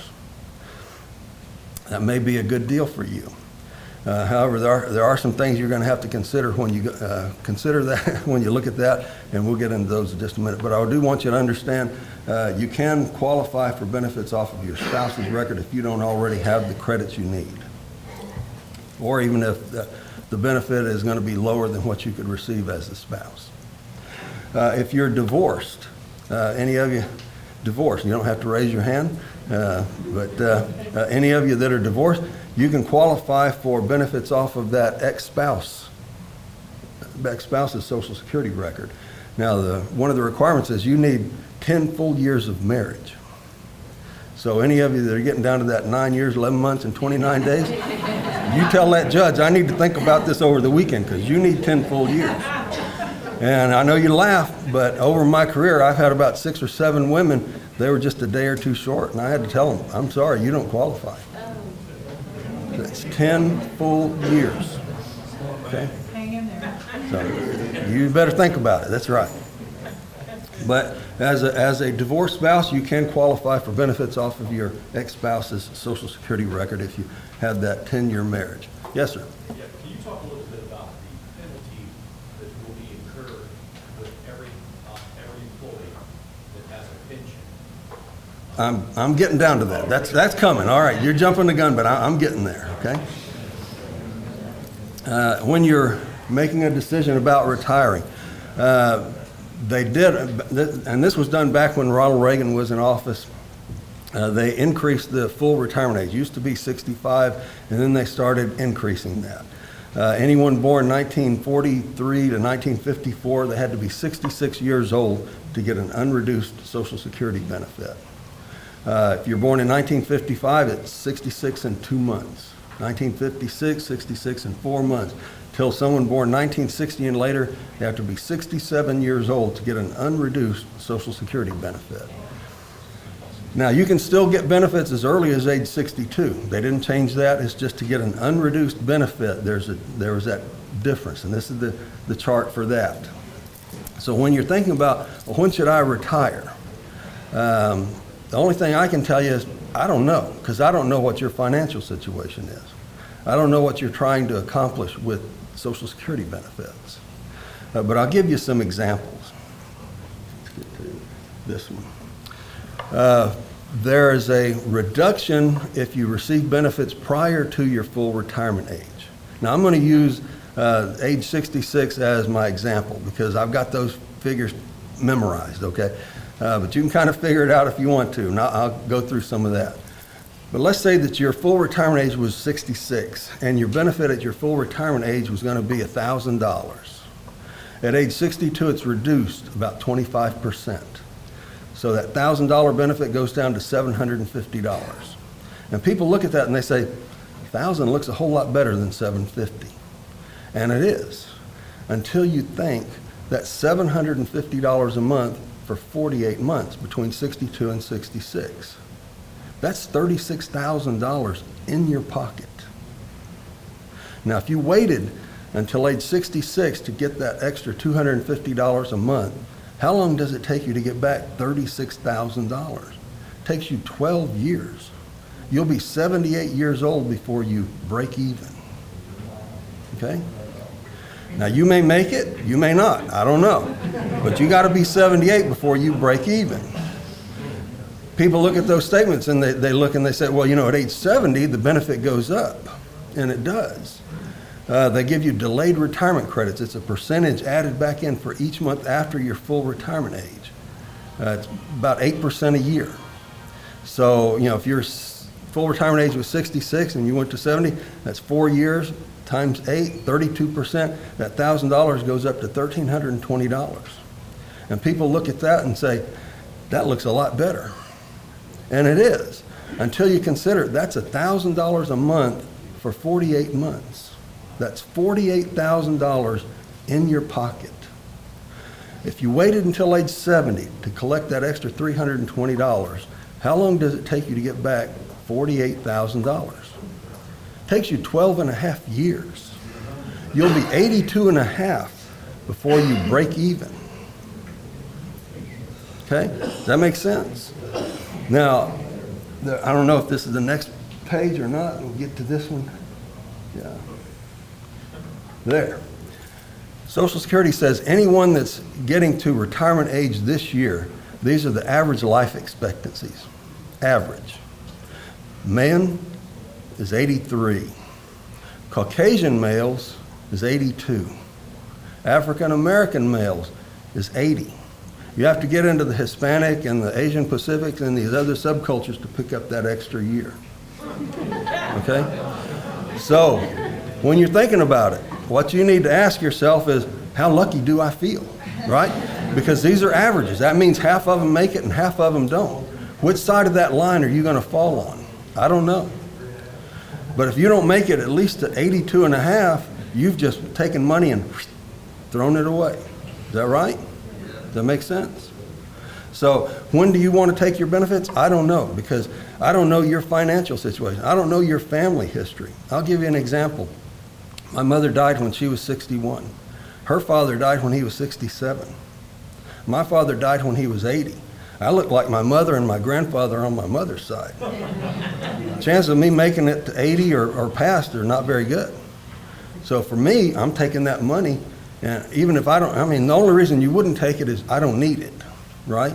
I mean, if you don't need it, you might want to take it anyways, invest it, stick it in a bank, stick it under the mattress, anything.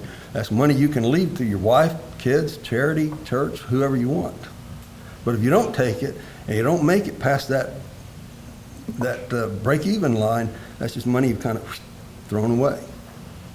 So I'm going to take it and I'm going to just stick it away and let my wife have it, because I don't need it right now. Does that make sense? A little bit. Okay. One of the things you want to consider, because people are living longer, your family history, your lifestyle, everything, you may live for a long time. And it tells you that right now people, 1 out of 4 65-year-olds are making it to age 90. And 1 out of 10 will make it to 95 or above. People are living longer. So how's your health? How's your family history? How's your lifestyle? Okay, those are things you want to consider when you're making that decision. There is a retirement test with Social Security, work and earnings test. This year, someone under their full retirement age can earn up to $17,640. I think that was right, isn't it? Yeah, $17,640. If you earn $17,640 or less, there's no effect. You can get benefits each and every month. So if your benefit was $750 a month, what is that, $9,000 a year in Social Security, and you're making $17,000 here, you picked up $26,000 in total income, okay? Because you get paid each and every month. If you go over that limit, what they'll do is withhold $1 of benefits for every $2 you earn over that amount. So let's say you went to work someplace and you earned $20,640, $3,000 over the limit. They would withhold $1,500 in your benefits because it's 1 for 2. Well, if your benefit was $750, they would hold benefit for January, benefit for February. The remaining 10 months of the year, you get $750. You made $20,000, plus you picked up another $7,500 in Social Security benefits.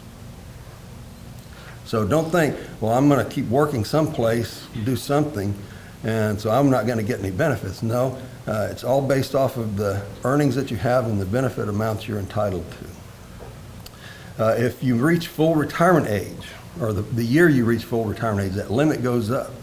It's $46,920 this year. And they only look at the months before you reach your birthday month. What month were you born in, sir? November. That's not the best, but that's good enough. When you reach your full retirement age year, they're only looking at the months of January through October. In those 10 months, are you going to earn more than $46,920? If you don't, you can receive benefits all 10 months, January through October.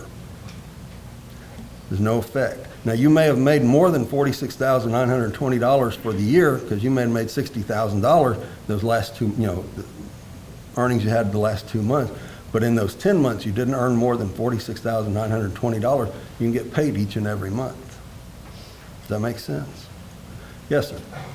Is that only for working, or does that include income from other sources? No, this is just an earnings test.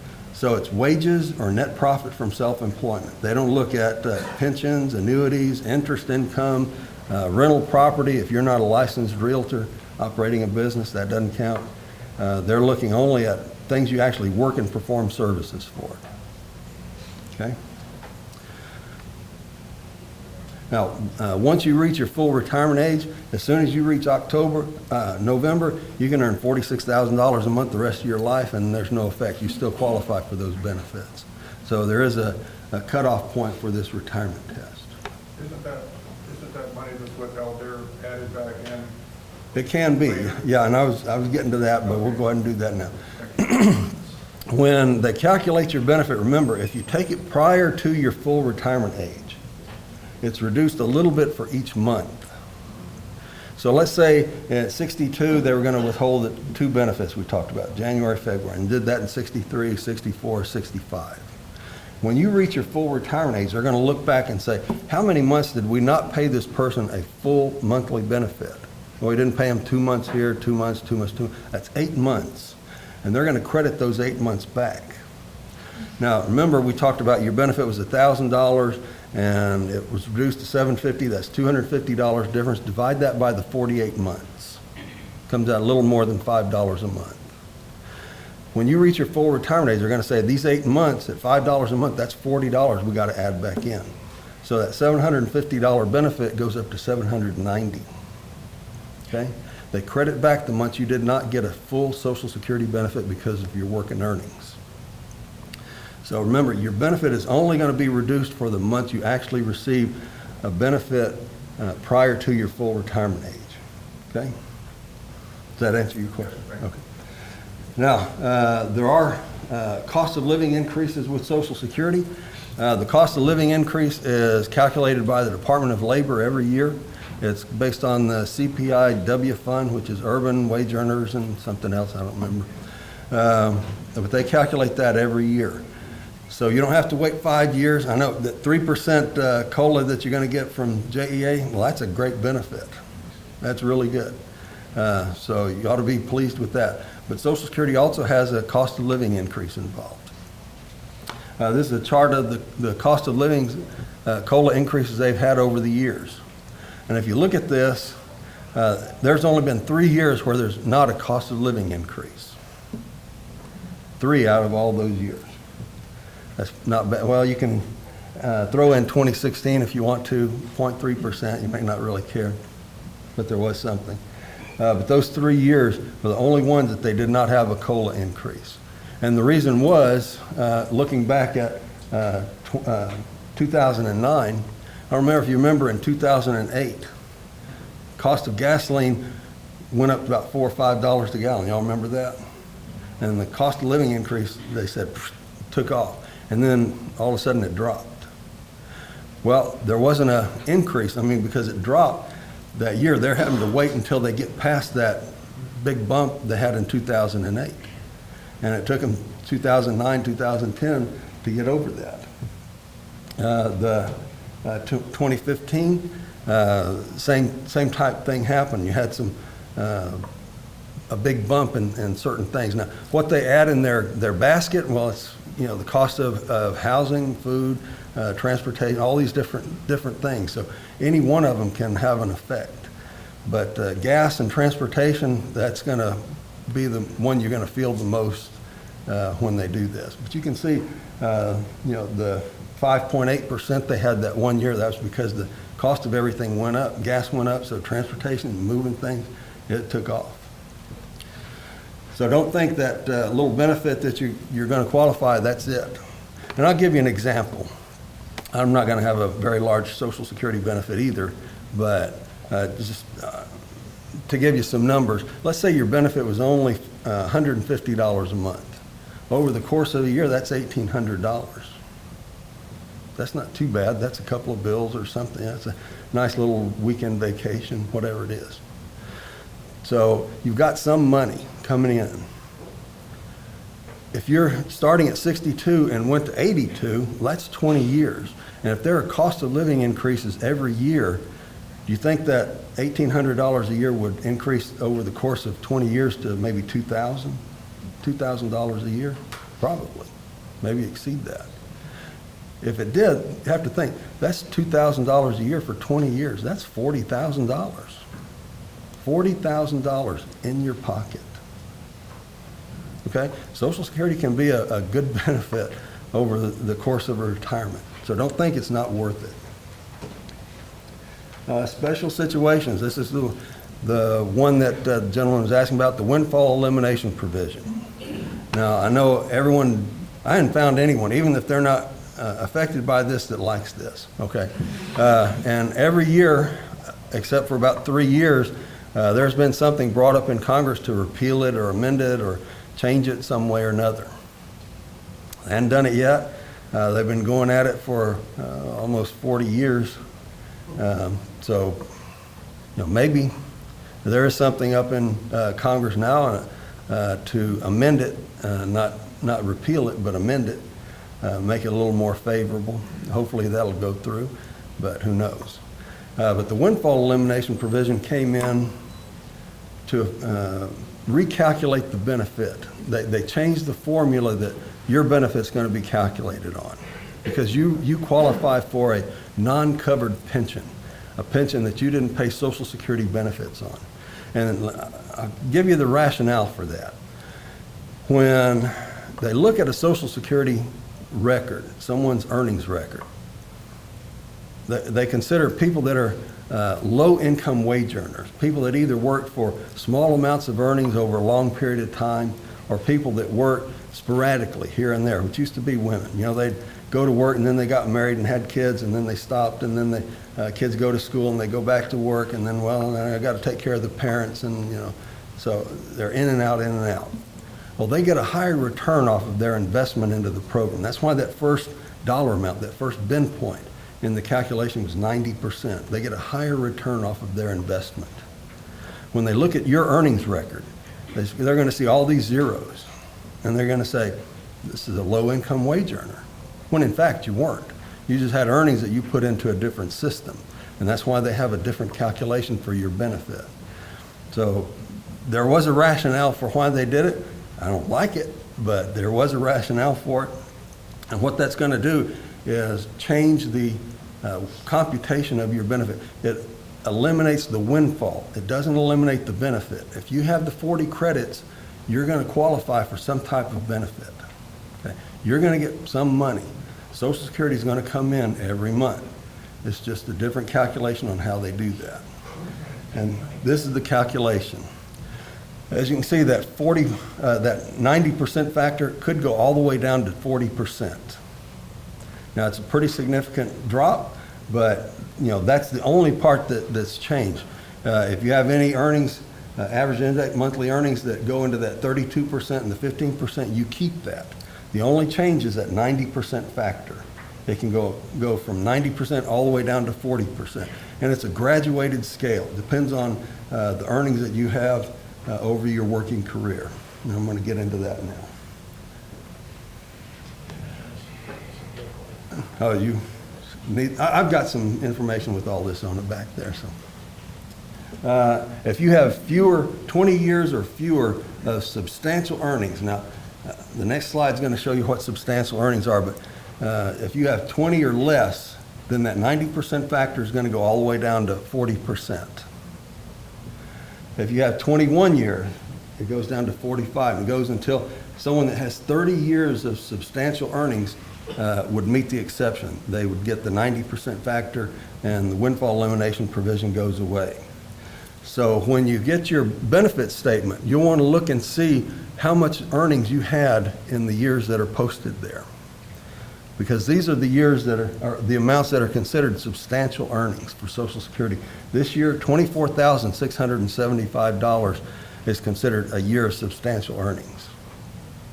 So if you're thinking, well, I had 27 years, if I can get 3 more years, I can meet the exception to the windfall, you can do that. You'd have to go out and pick up a job that's going to pay you at least $24,675, okay? And then you'd have 28. And then the next year, whatever the amount is, you'd have 29. And once you get to 30, the windfall elimination provision goes away. So if you're interested in doing that, you can do it. For me, it's not worth it. Okay. Yes, sir. Is there an age at which they will no longer allow you to contribute into Social Security? When you die. So, okay. No. Okay. No, as long as you're working, you can be in your 90s and still working, and those earnings are going to go in, and they'll use those earnings to recalculate the benefit, all that. If you're already collecting Social Security? Doesn't matter. Remember, your benefit is always based off of the highest 35. So if you start when you're 62, or you full retirement age, whichever, and you had 25 years of substantial earnings, you had 10 years of zeros, you can work until you're 85 and replace one of those zeros. It's always going to be based off the highest 35. Okay, so don't think it's stuck, I'm finished.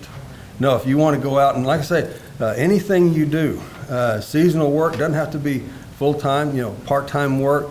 If you start a little lawn business and you declare that as self-employment and you pay the Social Security taxes off of that, those earnings count, those credits count, everything counts, okay? So there's no limit on when they'll take that money, okay? They'll take the money as long as you're willing to pay into the system, okay? Yes, sir? When does that recalculation happen? It happens typically it'll happen sometime around the first part of May, and then they'll pick it up again the last part of October, the first part of November. That gives them time for the taxes you paid for this year. They'll look at it sometime around the end of April, 1st of May next year, because that's when it'll hit IRS. And then for people that file a amended return or a delayed return, sometime the October, November, they'll pick it up again, but it's automatic. So now if you want to rush it, you can get your W-2 form, you can take it into Social Security and say, I want this recalculated, and they can do it. But, there's really no need in that if you don't want to, because they'll pick it up anyway. Okay? Any other questions? Okay. The other part to the sword, okay, the other side of the blade, the government pension offset. Remember, I told you that you could qualify for benefits off of a spouse's Social Security record, and that's true, you can. However, there is a provision called government pension offset, and that's because your government pension is going to affect the amount or entitlement to a monthly benefit. Remember, windfall elimination didn't eliminate the benefit, it only eliminated the windfall. And it's based off of your Social Security record, your working earnings.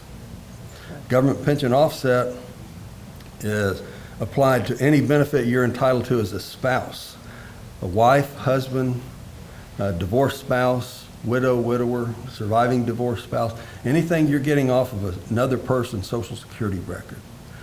There's a different way of calculating your payments because you have a non-covered pension from a government agency. Yes, sir. If, say your ex-spouse is still working when you retire, Mm-hmm. do they do some kind of calculation? How do they know how much your benefit would be if they're still working? They would calculate it based off of what it is at that point. I mean, your ex-spouse would have to be at least eligible for benefits, so they'd have to be at least 62. And then they calculate it just as if she had filed and pay you the 50%. And then whenever she comes in or she has additional earnings during that period, they'll recalculate it and pay you the difference. And so it's just done as if she's already filed, but she doesn't have to actually file for it. Okay? But she does have to be eligible for it. The government pension offset, what they'll do is they'll take 2/3 of your government pension and use that to offset or reduce any benefit you're entitled to as a spouse or a surviving spouse. So let's say your benefit on your spouse's record was going to be $750. If your government pension was $1,200 a month, 2/3 of that's $800. $800 is more than $750. They don't pay you anything. Okay. However, don't get confused and say, well, I'm never going to get anything off of that person's record, because you might. As long as they're alive, your benefit is 50%. If something happens to that spouse, then you'd qualify for whatever they were eligible for.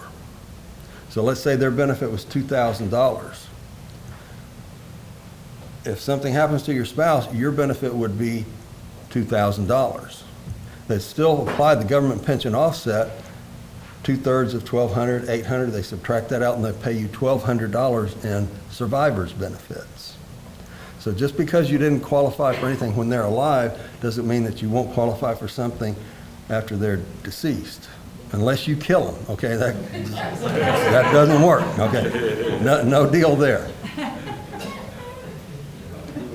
Some other things that you'll need to consider when you're filing for benefits is Social Security is a taxable income. Just like your pension, the IRS wants their money, okay? So your Social Security benefits can be considered as a taxable income. There are some limits. If you're a single individual and your adjusted gross income is $25,000 or less, then none of your benefits are going to be taxable. If it's more than $25,000, all the way up to what, $32,000? Yeah. $34,000? Yeah. Then 50% of your Social Security benefit would be considered taxable income.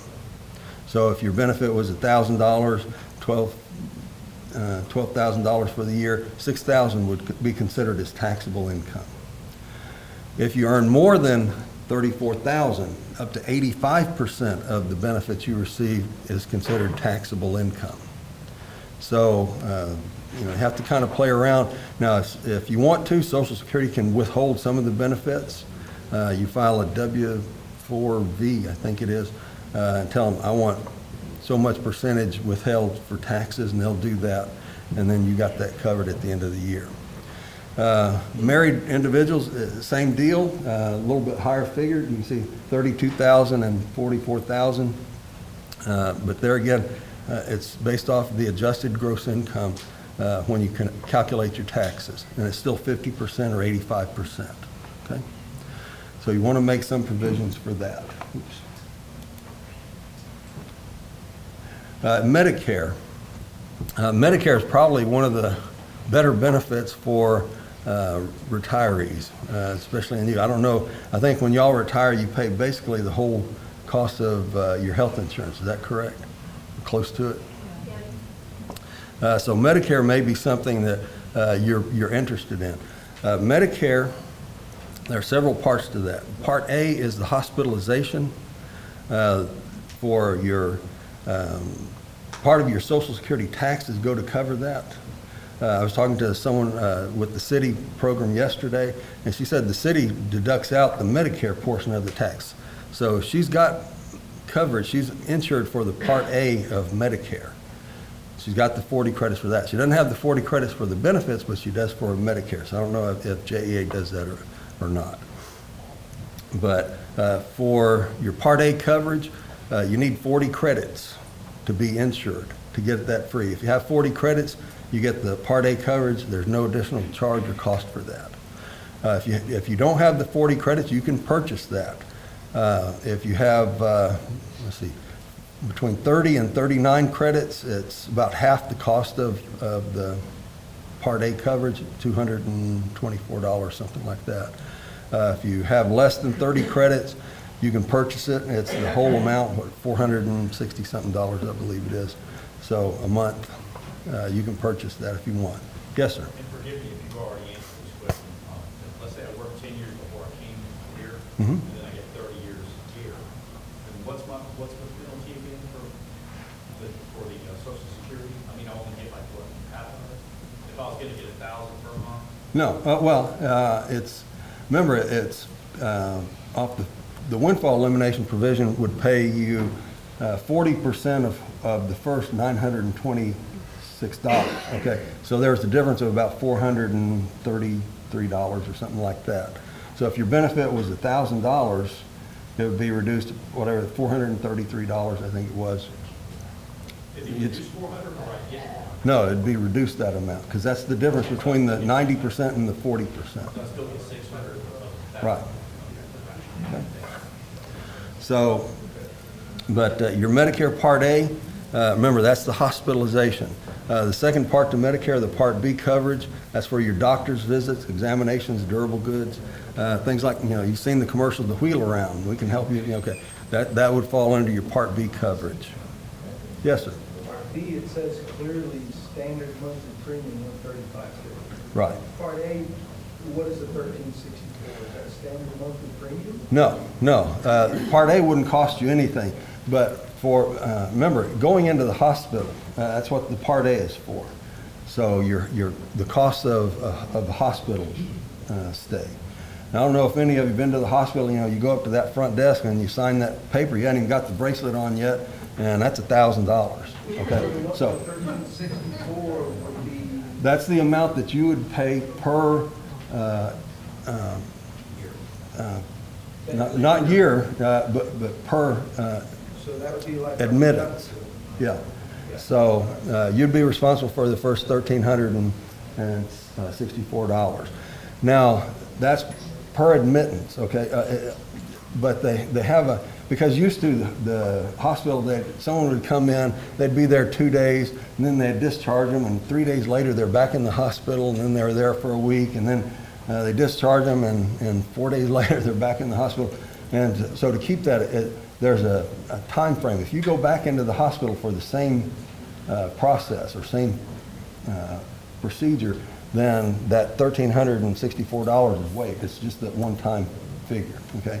So, but that's the cost of your admittance into the hospital, okay? Everything else would be basically covered, your room, medications, food, and all that kind of stuff. Part B coverage would handle the doctor's part.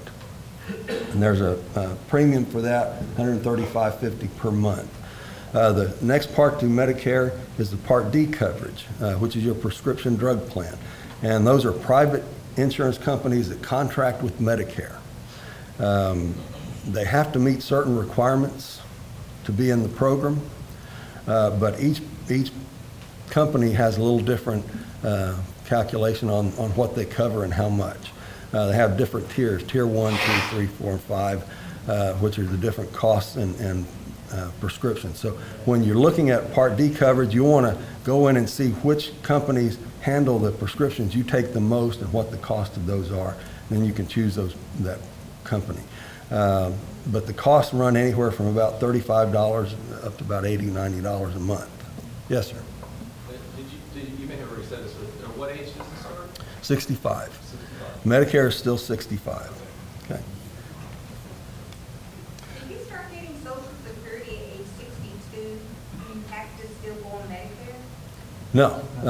Now, at age 65, if you've applied prior to age 65, they'll automatically enroll you. And they'll send you out the information usually about 3 months before. If you don't want it, you just write on there, I don't want it, and send it back, and that gives them a chance to stop it. And you don't have to pay extra later? No. Well, I'll get into that, okay? But we're closing in on that part of it. For your Part B coverage, remember, the Part A, most people have already purchased that. They've paid those Social Security taxes, so they have the 40 credits. There's not an additional charge for that. The Part B is a supplement, and because it's a supplement, you have the choice of taking that or not. Now, there are 3 times you can file for your Part B coverage. That's your initial enrollment period, which is the 3 months before you turn 65, the month you turn 65, and the 3 months after. That 7-month period, that's your initial enrollment period. If you file any time before, the 3 months before you turn 65, it's effective with the first day of the month you turn 65. Social Security doesn't look at birthday days, they look at months. If you're blowing out those birthday candles and you say, I need to go file for my Medicare, coverage would begin the following month. If you're coming back from that birthday cruise and say, I better go get my Medicare, well, it's the month after that. And 2 months later is 2 months after that, and 3 months is after that. So you have to kind of play around on when you want your Medicare to begin. But that's your initial enrollment period. If you don't file during the initial enrollment period, there are 2 other times you can do that. The first one is if you have group health insurance coverage through active employment, either your own or your spouse's, then you don't have to have the Part B coverage. You can defer that, okay? But I can't stress this enough. It's based off of active employment. So as long as you're working or your spouse is working and you have that group health insurance, you can defer filing for your Part B coverage. Whenever that group health insurance ends, you can pick it up the next day, the next month. There's not a delay. There's no increase in the premium. If you don't have a special enrollment period, you don't have that option. The next time you could do it is called a general enrollment period, which is January, February, or March of any year. the coverage wouldn't begin until July of that year, and for each 12-month period you could have had the coverage, there's a 10% increase on the premium. And I've seen people come in 68, 69, and I tell them, I'm sorry, you know, there's going to be a 40% increase on this premium. And it stays there the rest of your life. So have to kind of play around with when you want your Part B coverage to begin. But Part A and Part B, that's called Original Medicare. That's the parts that they started off with. The next part is your Medicare Advantage plans. I'm not going to get into this. Hopefully this doesn't apply to y'all. I'll mention it. Yes, sir. You say that even if I say I'm at work, I'm 66, I still got to enroll in it at 65? Not if you're working and you have group health insurance through your employment. Okay, then I retire at 66. Okay? That's a year past 65, and now they're going to penalize me? No, because you had a special enrollment. You had coverage based off of active employment. I got you. Okay? So is it a 7-month period, the new special enrollment period, is it bracketed around your retirement date? Yes, sir. You still have some options on picking that up. You have still a 7-month time frame. Window around that. Right. But, you know, most people, they know they're going to retire and that coverage is going to end this month, and, you know, they don't want to lag and have any open periods where. One other question is what if you started taking it, can you stop it? Yes, sir. Yeah, you can stop it. And then if you started it back, you know, you'd be in that general enrollment period, and there would be the 10% increase in the premium. My particular scenario is my wife took Part B, and she's covered under my insurance, and I've been trying to get her to stop it, and she could stop it and still pick it up when I retire, right? Right. As long as she's got coverage based off of your active employment. And that's the key, active employment. So just because you have insurance coverage through your retirement, that's not based off active employment. I've had to tell people that before and see the shock on their face. Okay, so active employment, that's the key. I'll mention this just because I've seen it happen to a few people. Usually people that are considered high wage earners, high income individuals, they pay a higher percent on their Medicare Part B and Part D premiums. That's because typically that $135.50 is 25% of the cost of the insurance. The government pays the other 75%. For people that are high income individuals, they pay a higher percentage than that 25%. Now for most people this doesn't really affect them, but I've seen people where they've had some property. And I'll give you an example. A gentleman had some property up in North Carolina. He decided he was going to sell that. All of a sudden, 2 years later, he gets this increase for his Medicare premium, $400+ dollars. He came rushing in, what's going on? And I said, well, you had your tax return back in 20, whatever it was, showed you, yeah, but I didn't earn, that was some property I sold. It was a capital gains that was listed on your tax return. And so because you had this large increase, they're going to increase your Medicare premium. And so for a year, he paid that higher amount, he and his wife. The next year, of course, his earnings went down because he didn't have any more property to sell, and the premium went back down. So just something to consider. If you close out an IRA, if you sell some property, anything like that, that you have a large increase in you may expect to get a higher notice for your Medicare premiums. Okay? The Medicare Advantage, the Medicare Part C. Medicare Advantage programs, there again are private insurance companies that contract with Medicare, and some of those are great. Some of those are really good. And so you may want to check into some of the Medicare Advantage plans because your original Medicare, the Part A and Part B, is more of a 80-20 type of insurance plan. They pay 80%, you pay 20%. However, it's 80% and 20% of covered charges. And what that means is Medicare will canvass the country, and they'll get an average cost of a doctor's visit. And say your doctor's visit, the average cost was going to be $100. Well, they would pay $80, you would pay $20. If your doctor charges more than $100, they would pay $80, you'd pay the rest. Unless your doctor accepts Medicare on assignment. At that point, they would pay $80, you pay $20, and the doctor eats the rest of it. And just to let you know, a lot of doctors and hospitals and things are opting out of Medicare. So you want to make sure that your physician, your clinic, your hospital, whoever accepts Medicare on assignment. Okay. But the Medicare Advantage plans are more of the HMO and PPO types of plans. And you've heard of them, Florida Blue, United Health, Humana, I don't remember some of the others, but they're around. And some of those are great plans. It's just you want to make sure that the plan that you receive or choose has the doctors and hospitals that you like to go to. And there are a lot of physicians in there. And I'll give you an example. Let's say United Healthcare, they work with a lot of the Baptist primary cares and Baptist hospitals and things like that. So if you like going to those, you may want to choose that provider, because at that point, the HMO and PPO types of plans, you're only paying a small copay. Okay, so it can reduce the amount. There's usually not any additional charge for those plans. So whatever your normal Part B premium is, Social Security just credits that over to that company. The Part A portion, they credit over to that company, and that covers the insurance. Some of them throw in some additional benefits, the silver sneakers and annual eye exam and annual dental exam, things like that. So, some of those are good plans, and there may be something that you want to check into.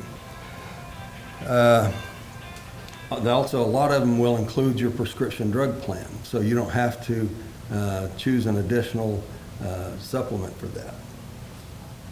Get into that. Medigap policies, the Medicare supplements, those are good plans. And I'll go ahead and do this part. These are some of the plans. The most popular ones are the F and G because they basically cover everything that Medicare doesn't. However, those can be kind of expensive. I think if you file and file for one of those plans at age 65, there is no health insurance questions. They can't deny you coverage. So, if you're at 65 and you think, well, one of these Medigap policies, what I need, then, it doesn't matter how old you are, it doesn't matter your health or anything like that.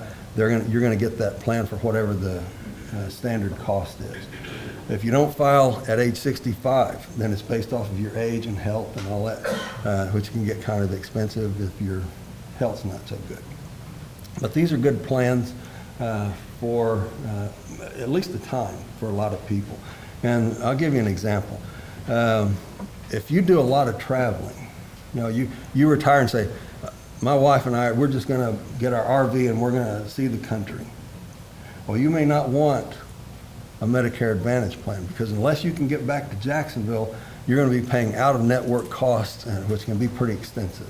Okay, so you may want to pick up one of these Medicare or Medigap policies, because anywhere a company, a doctor takes Medicare, that's a valid policy. And like I say, some of them can pay everything that Medicare doesn't. But once you start getting a little more sedentary, you're not going to be traveling that much or anything, you may want to see about picking up one of the Medicare Advantage plans, because then you can cut down on the cost of everything. A Medigap policy can run anywhere from about $100 to $200 plus a month. Plus you still have to buy the prescription drug coverage, and it gets high. But it can be a good policy, okay? There are certain benefits to each one, and you need to check those out for your situation. Other than that, I have some information. I didn't bring enough for everybody because I didn't know how many people were going to show up. There's my name, my email, and my phone. If you want, you can send me an email. I'll be glad to send you the information if you didn't get anything over here. The last thing is just to let you know, I know one of the big questions people ask is, well, is Social Security even going to be around? How many of you have thought that? You've heard the horror stories, and Social Security, you know, is it going to be around for me? And I can 99.9% guarantee it will. And the reason I can do that is right now there are about 63 million people, 63 million, to get a Social Security benefit each and every month. The average benefit from high to low, average, is a little over $1,400 a month. Multiply 63 million times 1,400. That's what goes out in Social Security benefits each and every month. That's over $1 trillion that goes out into the economy every year. You can't pull that kind of money out. Something's going to be there. Now, what it's going to look like, I don't know. But something's going to be there. They say right now they have a reserve that'll run out either in 2034 or 2035, depending on how the market does. Even after that, when it runs out, they say they can pay about 79% of current benefits. Now, that's a pretty good reduction, but it's still something there. It's money in your pocket. So don't think that Social Security is going away. Something's going to be there. And Congress is working on that. And it's kind of like the story about the talking centipede. Any of you heard the story of the talking centipede? I know some of you have. And I'll go ahead and tell it. There's a man walking down the street. He passed this pet store.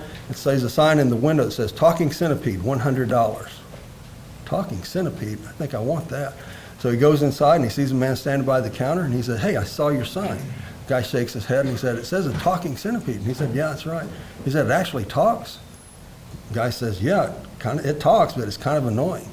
He said, "Well, I think I want that." So he gives the man $100 and he gets this little box. He's walking out the door, man, he's excited. I've never seen a talking centipede. I bet no one's seen this. So he gets home, I got to go show this thing off. So he opens the box, he looks inside and says, "Hey, you want to go out for a beer?" And the centipede doesn't say anything. He puts the lid back on. I've been ripped off. Man, he's storming around about half an hour, just working himself up. Finally says, "I'm going to give it one more shot and then I'm going to go get my money back." So he rips the lid off that box. He looks inside and he shouts, "Hey, you want to go out for a beer?" Centipede sticks his head up out of the box and says, "Well, you pipe down. I heard you the first time. I'm putting my shoes on." Okay, that's Congress. Congress is putting their shoes on. It's going to take some time, okay? So don't think Social Security's going away. Yes, sir. Did you have, I might have missed some information, you said you could contact Social Security by computer to see about your quarters? Yes, sir. Do you have that up there? It's, well, it's on some of the information, but it's just www.ssa.gov or socialsecurity.gov. www. Do a search for Social Security. and Dot the first thing that SSA. comes up. I'm at www. Dot SSA. Dot SSA. Dot .gov.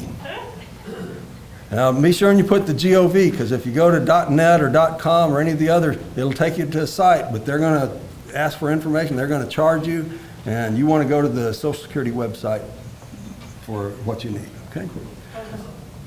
Back, one question on the Medicare special enrollment. I was confused about one thing. If you take Social Security, even though you're working full-time and have full-time health insurance, can you still qualify for the special enrollment even though you're taking Social Security? Yes, sir. Yeah, you just write on there, "I don't want it, I don't need it," and send it back, and they'll stop it. Okay. Okay, good morning, everybody. Bill Marino from Mass Mutual. I know I've met a lot of you in the past, but people I haven't. We're just going to go over a couple of these pre-retirement questions that a lot of people have. And you can join the plan really at any time. So don't feel that, you know, I got to wait for an open enrollment or anything like that. You can join at any time. You can do increases, you can do decreases. I'll kind of go through the ins and outs of the plan. But kind of like what Jeff was saying, it really depends on where all your assets are in retirement. The fact that a lot of JEA employees won't have a big amount in Social Security, I encourage people to put as much in these deferred comp plans as you can. The current, you know, is your investment strategy appropriate? These are some of the questions we have. You know, where can I put all my money in one place? what do I do with my money when I retire, and then some services that Mass Mutual will have for you going forward. You have to really think of a lot of these different things, retirement, lifestyle, healthcare, kind of like what Jeff is saying, depends on how your family history is, how you feel, how your health is, what kind of retirement savings. A lot of people, I see a big mistake they do in retirement planning is they take their money out and give their money to their kids for college. I don't want to sound greedy or anything, but you have to save your own money for your own retirement. And it's great if you have extra money to give to your kids, but that's why they have 529 plans and pre-savings that you do when your kids are born. Now, a lot of these programs didn't exist, so that's great if you do that, but retirement, you really have to sock away a lot of money. So I'll talk about some of these strategies and some of these dollar amounts that you have to do. Obviously, disability, life insurance, long-term care. A lot of people don't really put a lot of money away for there, but if you have some sort of scenario which you're not going to know right now, but you might have family history with dementia and some of these diseases that take up a lot of your assets when you get later in life. So a lot of us don't know, are we going to have these scenarios, but I'd rather have money saved to put away. We want this money for fun things, for travel and all the things that we enjoy in retirement, but you also have to be realistic and have some money set aside for medical conditions and things like that. And then estate planning, tax planning, all these things, affect the dollars that you have. Now, one example I like to use is the IRS says about 75 to 80% of what you need is what you need in retirement. So 80% of like just a $50,000 salary, that'd be $40,000. And the average person, kind of like what Jeff's slides show, is about 20 years in retirement you're going to live. So multiply 80, that's $800,000. Most financial reps that you would sit down with nowadays tell you you have to have anywhere from $750,000 to about $1 million to live comfortably in retirement. It's a lot of money. If there's two of you, some financial advisors are even saying $1.5 million, and you'll have a really comfortable retirement.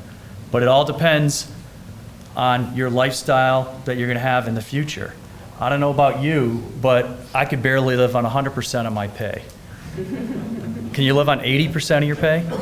Because that's what the IRS is saying. Yes, you'll have other benefits, you'll have pension and things like that, but you have to make up that gap. And you can see that's a lot of money. So try to put as much money as you can away. We have this spreadsheet that you could do this on a piece of paper, but really you want to sit down someday and think of all the different things that you have. Obviously, the more investment vehicles you have, the more payments you're getting, the better you're going to be in retirement. And those are 457s, the 401as, IRAs on the side, your personal savings, employment during retirement. Some people might work part-time, Social Security, and other investments. So on a spreadsheet, and you could do this on a piece of paper, put down what you pay or what you receive every month, and you want to make sure that you're getting more money coming in than that's going out. So again, that could just be a simple spreadsheet there. Now, some of the rules for deferred comp. Every year you got to look, the Department of Labor changes it, just like they look at Social Security every year.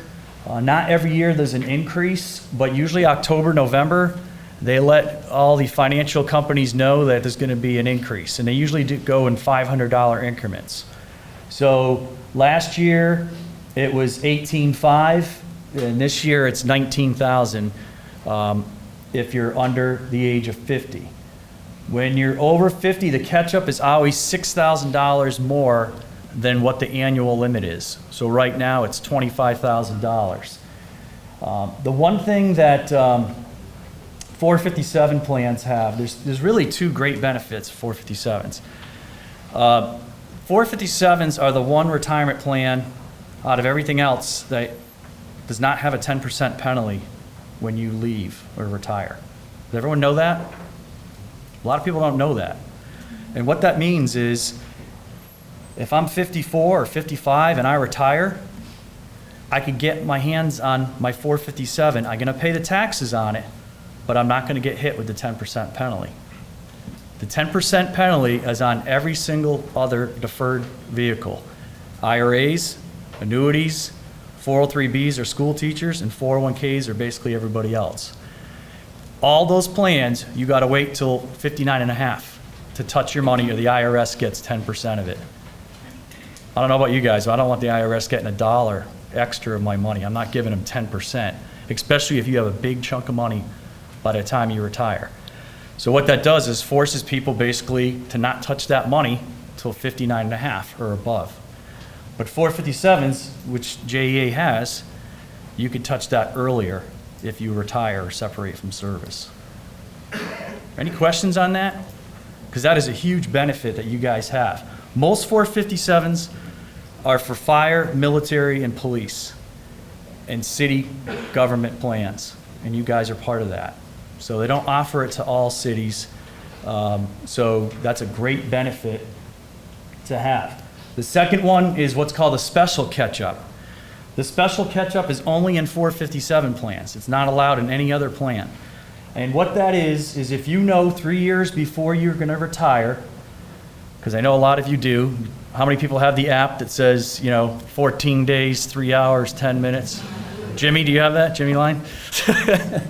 Some of you have that app, and you kind of know when you're gonna be those last 3 years. But what you'd have to do is you have to tell HR that you're gonna be retiring in those last 3 years, and you could do 38,000. It's always double the legal limit. So 19,000, double that, it's 38,000. You could do the last 3 years before you retire. So you could put a lot more money in there than obviously the 25,000. So that's why it's called a special catch-up. Now, obviously that's a lot of money. Most people don't do it, but I think there's quite a few people at JEA that capitalize on that, because the last 3 years, they don't want to go back to year 4 and keep working. So they're pretty much done. Now, I will say, let's say you change your mind and it's year 4, you can't do 38,000 again. It stops those 3 years, because the IRS knows you did 38,000 3 years in the special catch-up. You can only do that once in your career. But you could go back to the 25,000 or whatever the regular limit is at that time. Everyone get that? So just, you could sock away a lot of money for retirement, but just imagine subtracting $38,000 from your taxes every year. You're gonna get a nice refund those years. You're not gonna be owing the IRS. So these plans are, obviously to save money for retirement, but also tax deductions. The other thing people don't, a couple years ago, last year in the Panhandle and some of these hurricanes, there's a lot of JEA workers that worked a bunch of overtime, and they, instead of giving the money to the IRS, let's just say they were doing $100 a paycheck for October, November, December, they were putting in $600-700 a paycheck. Because why give your overtime to the IRS? I'd rather give it to my own deferred comp. And then in January, they went back to their normal $100 a paycheck. Does that make sense? So if you know you're going to work a lot of overtime, you're in one of those storm scenarios, those kind of things, those are times where you can ramp this up. That's why you could do those increases and decreases. They don't do paper anymore. So everyone, you enroll, and it's retiresmart.com. I'll have it at the last slide. But a lot of people, you could do the increases or decreases. Once you set up your username and password, it's as easy as that, and you can change it. You can go increase, you can basically change it 26 times a year, because you guys get paid 26 times. Sarah probably doesn't want to hear me say that, but I wouldn't change it that many times, but it gives you the option to kind of play around with those different percentages. The other thing is, sometimes people take out loans. If you do have a loan, I encourage people to try to pay it back, especially if you're going to retire. Try to pay it back before you retire. If you have an outstanding loan and you don't pay it back, it will get added to your income. You'll get a 1099 at the end of the year. And that, if you have a big, substantial loan, that could put you in a different tax bracket. So just try to pay them off if you do a loan. And a loan does help out. It's, again, kind of a last resort, but I know a lot of people that take out loans. You pay yourself back the interest. It's better than taking out a loan with an investment company or a bank. And then you can choose 1 to 5 years to pay it back. Some people just use a short loan to get a car or something that they need, or some sort of emergency with their house, their roof collapsed or something in a storm. And then there's others that stretch it out. They want to get rid of their mortgage, they use it for kids' college or something. You can use the loan for whatever you want. The highest loan is 50 grand. You have to have 100 grand in there to borrow 50. It's always half of your vested amount. The minimum loan is $1,000, so obviously you'd have to have $2,000 in your account to do that. So the loan is there. It's there if you need it, and some people, do tap into it over time. The other long-term concerns, healthcare, accumulation of wealth, your projected retirement income, the impact on your family, estate planning, and your lifestyle. So we'll kind of go into some of those topics. Asset allocation is one of the key things. You want to kind of mix up your money. I know they have the BlackRock funds, which a lot of people join, and anybody that's pretty much new to the plan, they get defaulted into one of those based on your age. And they basically go from 2020 to 2060. And how target dates work is it's based on when you're going to be about 65 years old. And if you signed up, it would put you in the appropriate one, either 2020, 2030, 2040, 2050, 2060, the closest one to your 65th birthday. It starts out in the stock market, and as you gradually get older, BlackRock does the investing for you and moves the money more conservative to bonds and cash. A lot of people like those because I call it the set it and forget it type of investment. You just set it today, and it just keeps getting more conservative as you get older.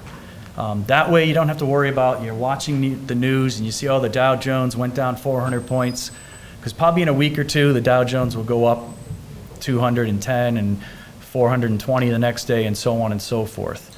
And you don't want to make those huge changes and be irrational with your investments and stick everything into fixed, and the next day the stock market goes back up, because that happens a lot, especially when you see these days that it goes down 1,000 points in the Dow Jones, and then everyone freaks out. Our 800 number gets inundated. I want to go to fixed. I can't be in these stocks anymore.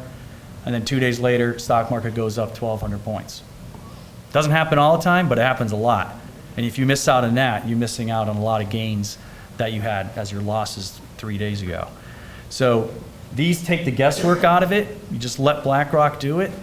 You could have a portion in BlackRock. You could have 50% there and 50% in your own mix, or you could have 50% in a fixed account.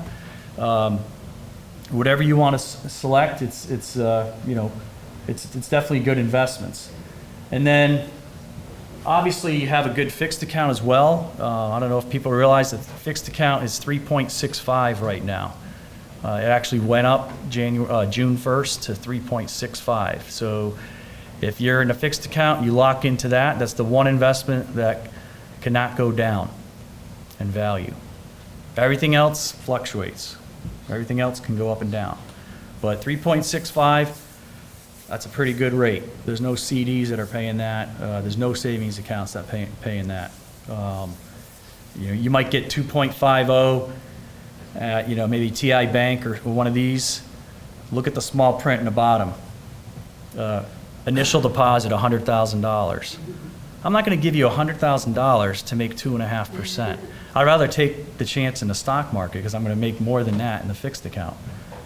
Does that make sense? At least I can make 3.65 versus 2.5. How often does the 3.65 change, or can it change? It can change because JEA is every 6 months. So in January 1st, you guys had a reset of 3.50. So June, it went up 3.65. It's mostly because interest rates stayed the same or stagnant. So you guys got a good increase at 3.65. So the next one will be next January, but whatever it gets reset to, when you're invested in it, you're locked into that for that time period.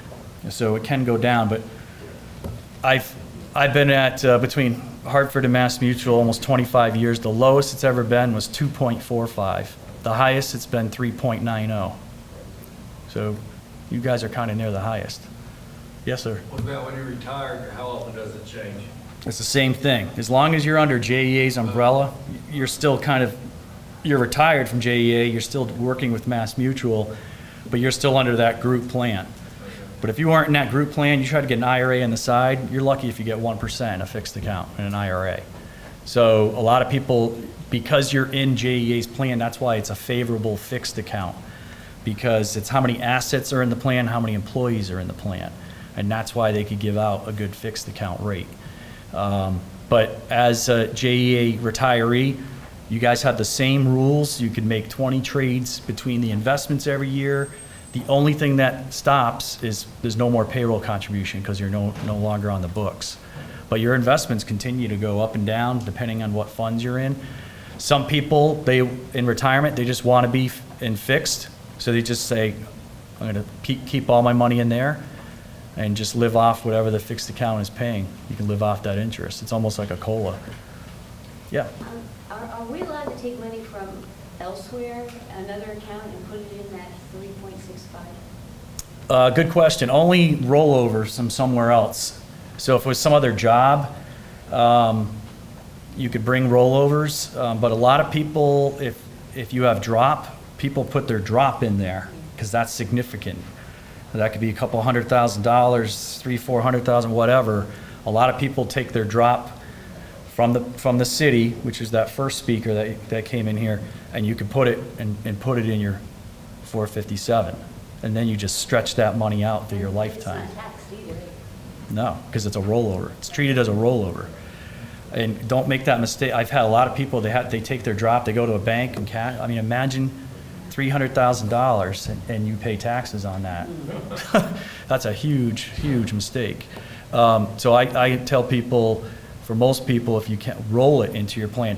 And that's why we have these meetings now, because there's some people that have never been in deferred comp their whole career here, but you just have to open up your account a month before you retire, take out $10 to create the account, because that's the minimum is $10, and then you could stick that whole drop in there and then you can retire. But you have to have at least one payroll contribution to get in there before you retire. And they don't allow it to go into the 401A. So if anybody's in the 401A, you can't put drop money in a 401A. You have to put it in the 457. What about leave, donating your leave, putting Yeah, you could put leave in there too. The thing with leave is it could only be the dollar amount on that previous slide. So, or a couple previous, the ones with the dollar amounts. So, those dollar amounts, in that scenario, how the leave would work is they don't do the special contribution amount, special catch-up. It would be either the 19 or 25,000. So let's say you're over 50 years old. You would be eligible to put 25,000, but it would be deducted from what you did that calendar year. So let's say you put $5,000 in your 457. You could take 20,000 of your leave time, and that would max out the 25 for that year. I've had a lot of people at JEA, they retire in January. So you could get 25,000 in December, 25,000 in January. So think of that tax-wise. That's a lot of people, because what does it matter? We're in Florida. December and January are still, it's nice out. So, you could still retire in January. It's not like, oh, I got to wait another year, I got to get out of the snow or whatever. For another extra month of work, or if you work March or whatever, obviously you got to have that money in your payroll, but leave time can be pretty significant for a lot of people. So leave time goes towards those limits. But good question. Okay. The next thing is the website again is retiresmart.com, and that's the 800 number. So for a lot of you, if you want to take a picture of that, but it's pretty easy. Again, it's just retiresmart.com is the website. Don't go to massmutual.com because you'll be, just like the IRS thing, there's like about 18 different MassMutual websites. For the 457, it's retiresmart.com. And once you go in there, everybody at JEA is preloaded with your information. You'll put your social, you'll put your name. It'll ask you 3 security questions only you're going to know. Once you answer those, you'll create a username and password. And then the first time you go in, there'll be 3 more drop-down security questions.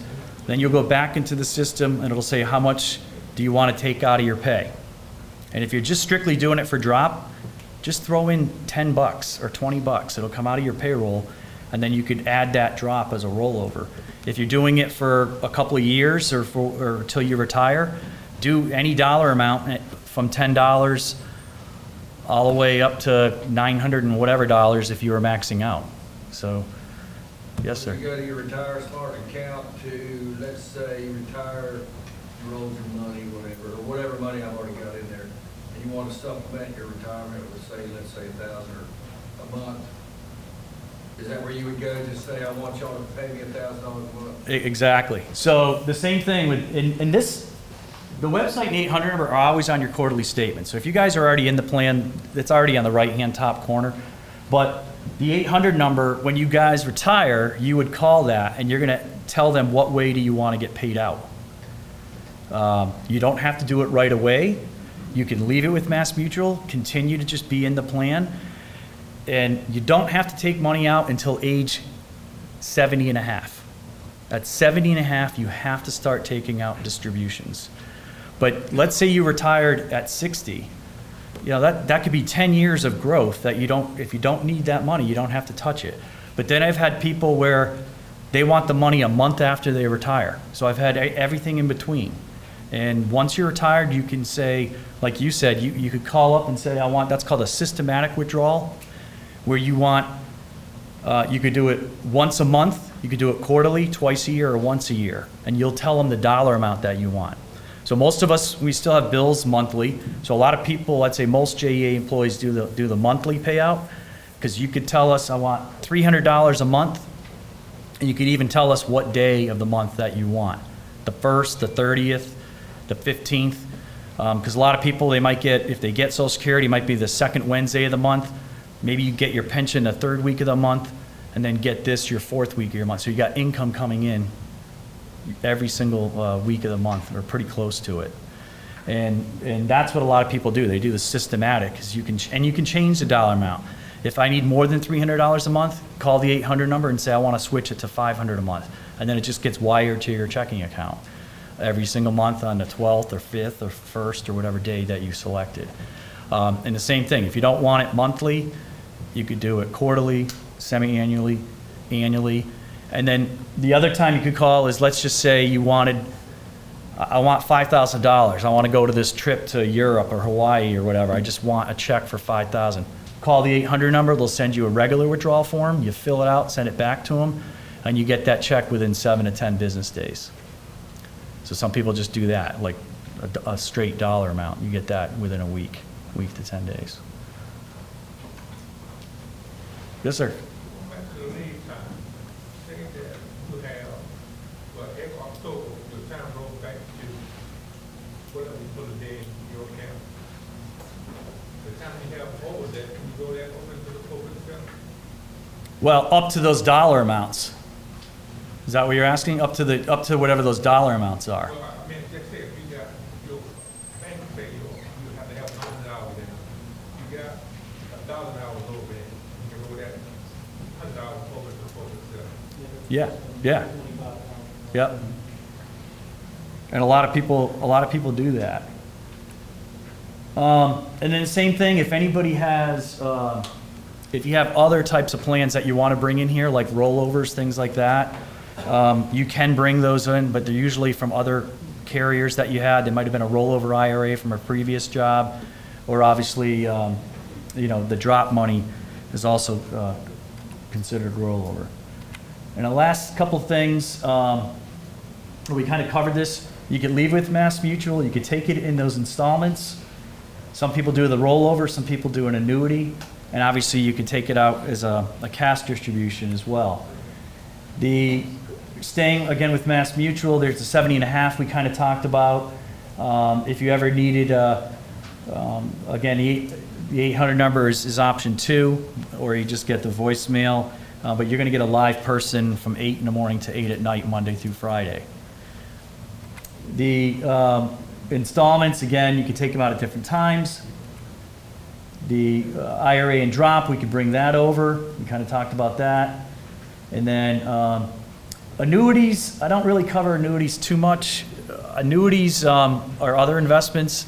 Some annuities are very expensive, but I tell people, if you do the installment plan with Mass Mutual, I'd rather do it that way because then you don't get the fees of an annuity. Annuities are almost the same thing. The difference with an annuity is you're giving a financial institution a certain dollar amount, let's just say 50 grand, and they're going to figure out a calculation of a stream of income till you pass away. But each annuity is different. It might be $1,000 a month, and you can live 30 years, and you get $1,000 a month for 12 months multiplied by 30 years. That'd be a good chunk of money. But each company's different, and all annuities are different.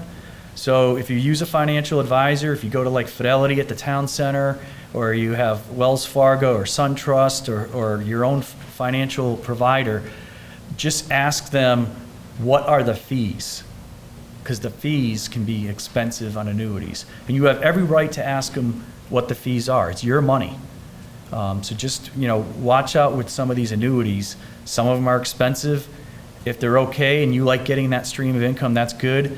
But then you also have to ask yourself, are they fixed annuities where they're guaranteeing you a certain dollar every month? There's also variable annuities that follow the stock market. And you got to watch those, because if you're paying your bills and 1 month you get $1,000, the market goes up, you get $1,200. What happens if the market goes down? You might get $800 a month. And if you're paying bills and you wanted that $1,000, variable annuities go with the stock market. So you could have some months that it's down. So just watch annuities. Yes, sir.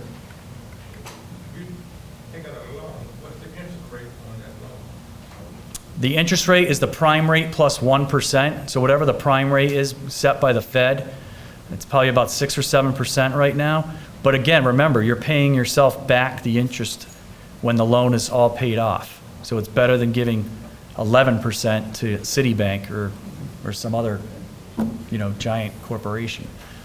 So it's not bad, and again, you're paying yourself back the interest. And then again, remember the 10% penalty, I said you don't have that on 457s. So that, to me, that's like probably the biggest positive in the plan. And the 70.5 rule, make sure you do that. Again, there's a 50% penalty if you don't do your 70.5 properly the next year. Another good thing with leaving your money with Mass Mutual, if you leave your money with Mass Mutual, we will figure out the calculation for you and send it to you a little after your 69th birthday. So you have plenty of time to get that calculation, and we tell you what the dollar amount is. The money is yours, but the IRS is looking for their taxes. So every year after 70.5, you got to take that money out until the inevitable. Yeah. But if you start taking out a certain amount of money at like 62, before that ever comes, then you're already covered by the time you get 70.5, or No. Or you gotta take out, I don't understand what that 70.5, you gotta take all your. No, so basically, you could take the money out anytime you retire. You could take any of your assets out. But what the 70.5 rule is let's say you were remember that person I was telling you that they had enough money from their pension or other investments and they retired at 60, and they didn't need money for 10 years. Now they're 70.5. They have to do required minimum distributions from the IRS. The IRS looks at all retirement plans, anything that's tax deferred, IRAs, annuities, 401ks, 457s, 403bs.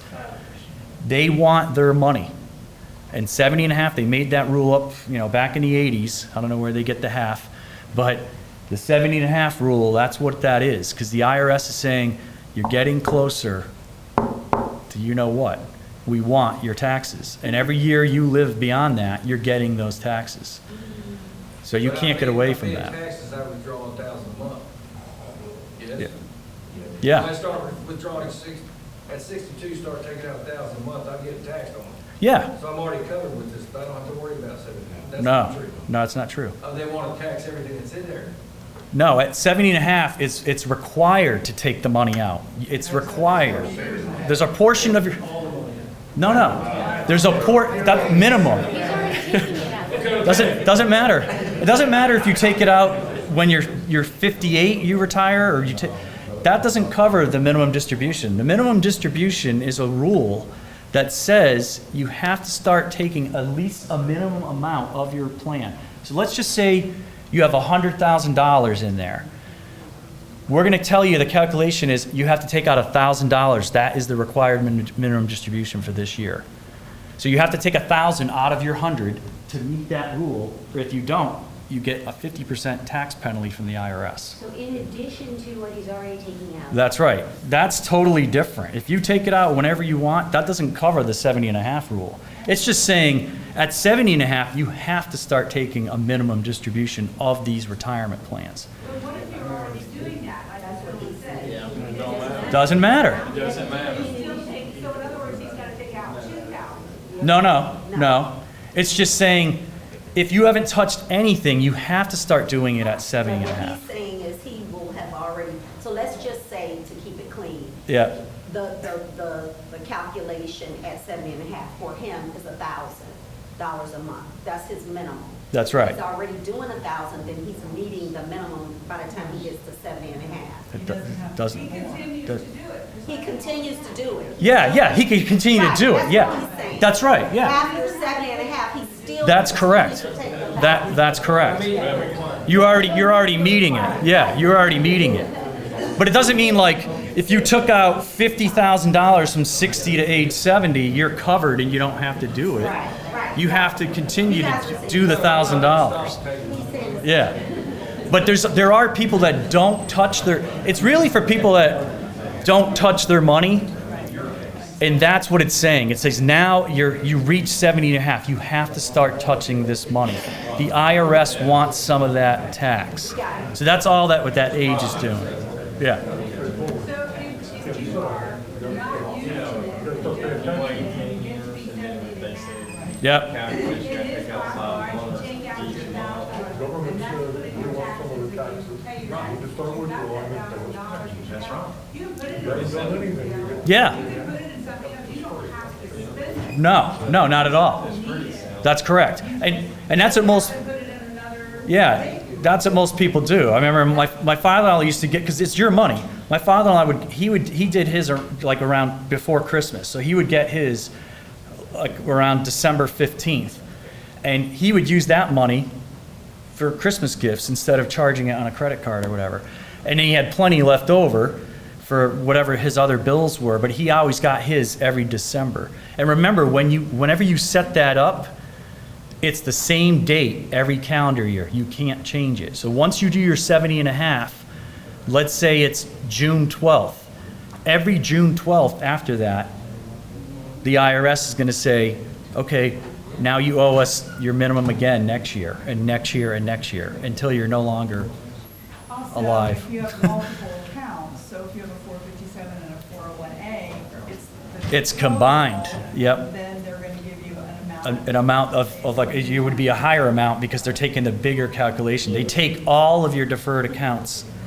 And that's why it's a great tool that Mass Mutual does for you guys, because you might have money at Fidelity, American Funds, Wells Fargo, SunTrust.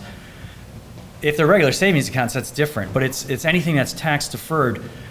We'll do the whole thing for you, and we'll add them all up together and say, okay, all together you owe $2,000. That's your minimum distribution, or $1,000, or whatever. If you're already doing it and you're already taking cash out, then you don't really have to worry about the 70.5, because you've already been doing it. From like in your scenario, age 62, you're already used to taking out the 1,000, so it's not a big deal. You just got to make sure that the minimum is continuing. That's right, it's a minimum. All right, and that's my last thing. My cell phone, my email. I'm based right here in Jacksonville. And I encourage people, I'm here every month. They send out an email, HR sends out an email, and I'm usually on T6. I could sit with you and do, usually I set it up in about 20, 30-minute intervals, and I could either set you up if you haven't created an account. I could help you do increases. I could look at your account, make sure your investment mix is good. So a lot of people utilize that, so look for that on your internal website. And I do go to other sites. I go to Westside and Commonwealth and Southside and some of the other places, but I only go to those locations maybe twice or 3 times a year. So when those emails go out as well, you can get me there, but I'm always here at least once a month. So see what those are, and I'll try to plug you in. Whoever emails me and they find out the date, whoever emails me first gets filled in to that meeting time period. Yes, sir. Yeah, so say if you would retire in 6 months, how long in advance you say y'all want to take out half or whatever? You mean you're just signing up now? No. Or? No. Say y'all have been there for years. Yeah. And I'm retiring in payroll. Yep. And I want to take half that money out. How long do you need in that? Literally about maybe 2 to 3 weeks after you retire, you could take out the whole thing. You could take out half of it. You could take out that systematic scenario. It just is about, it's what payroll will tell Mass Mutual that this person is no longer on the books. So usually it takes about 2 to 3 weeks for that to happen. But once they find out that you're no longer getting a deposit in your deferred account, which takes maybe a payroll, which is why it's 2 weeks, then you're eligible to get that money. That's your money. What Yes, percentage is taxed on? They usually always take out 20% in taxes of all retirement plans. So the reason why it's obviously better when you retire, because most people will go to a lower tax bracket. So let's say you fall to the 15% tax bracket, they still take out 20% in taxes, but that year you'd probably get a refund because they took out 5 extra percentage points if you were in the 15% tax bracket. So that's why in retirement, most people, that's when they take their monies out. But they always take out 20%. They take out 30 if you take that money out before 59 and a half on the 401A side, or if you have a 401K. So I always tell people, just, if you have that 401A portion, just make sure, don't take that out till you're past 59 and a half years old. Live off your 457 first. That's how you go about it. Yes, sir. So on that, what they really want to do is just they want it out of that 457 plan and put it into your taxable income. Is that? Yeah, eventually. Yeah, eventually. Yeah. Whatever you let's say you made $50,000, you took out $10,000 that year out of your 457, you're going to get taxed on $60,000 in that scenario. So that's what they're after. Yeah. Yep. They're after the income tax. Correct. Got to pay the piper one day or another. But and don't forget, you guys you have the Roth portion inside the 457, which a lot of people don't know that as well. The Roth is, you pay the taxes up front, but the investment gains are tax-free on the Roth portion. So you could always do that when you enroll or change it if you're in it right now. Wait, say it again? Counts as the total? Yeah. Yep. It's not separate? No. No. So I'll give you an example.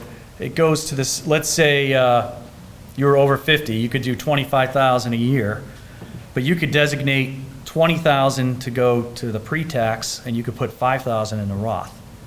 Then you're getting both the best worlds. You're getting tax-free money on the $20,000 for that tax year, but that other $5,000 in the Roth, whatever that money makes off the investment gains is tax-free. It goes in your pocket. So that's the difference between Roth versus pre-tax. And you have it in your account. It's just how you separate it. You can say, I want some to go to Roth, I want some to go to pre-tax. You could have all of it go to Roth, or you could have it all go to pre-tax. So it's either whatever way you want to, you mix it. All right, so I got you guys before 12. I made up some time. Anybody have any last questions? Okay, thanks a lot. I appreciate your time, everybody.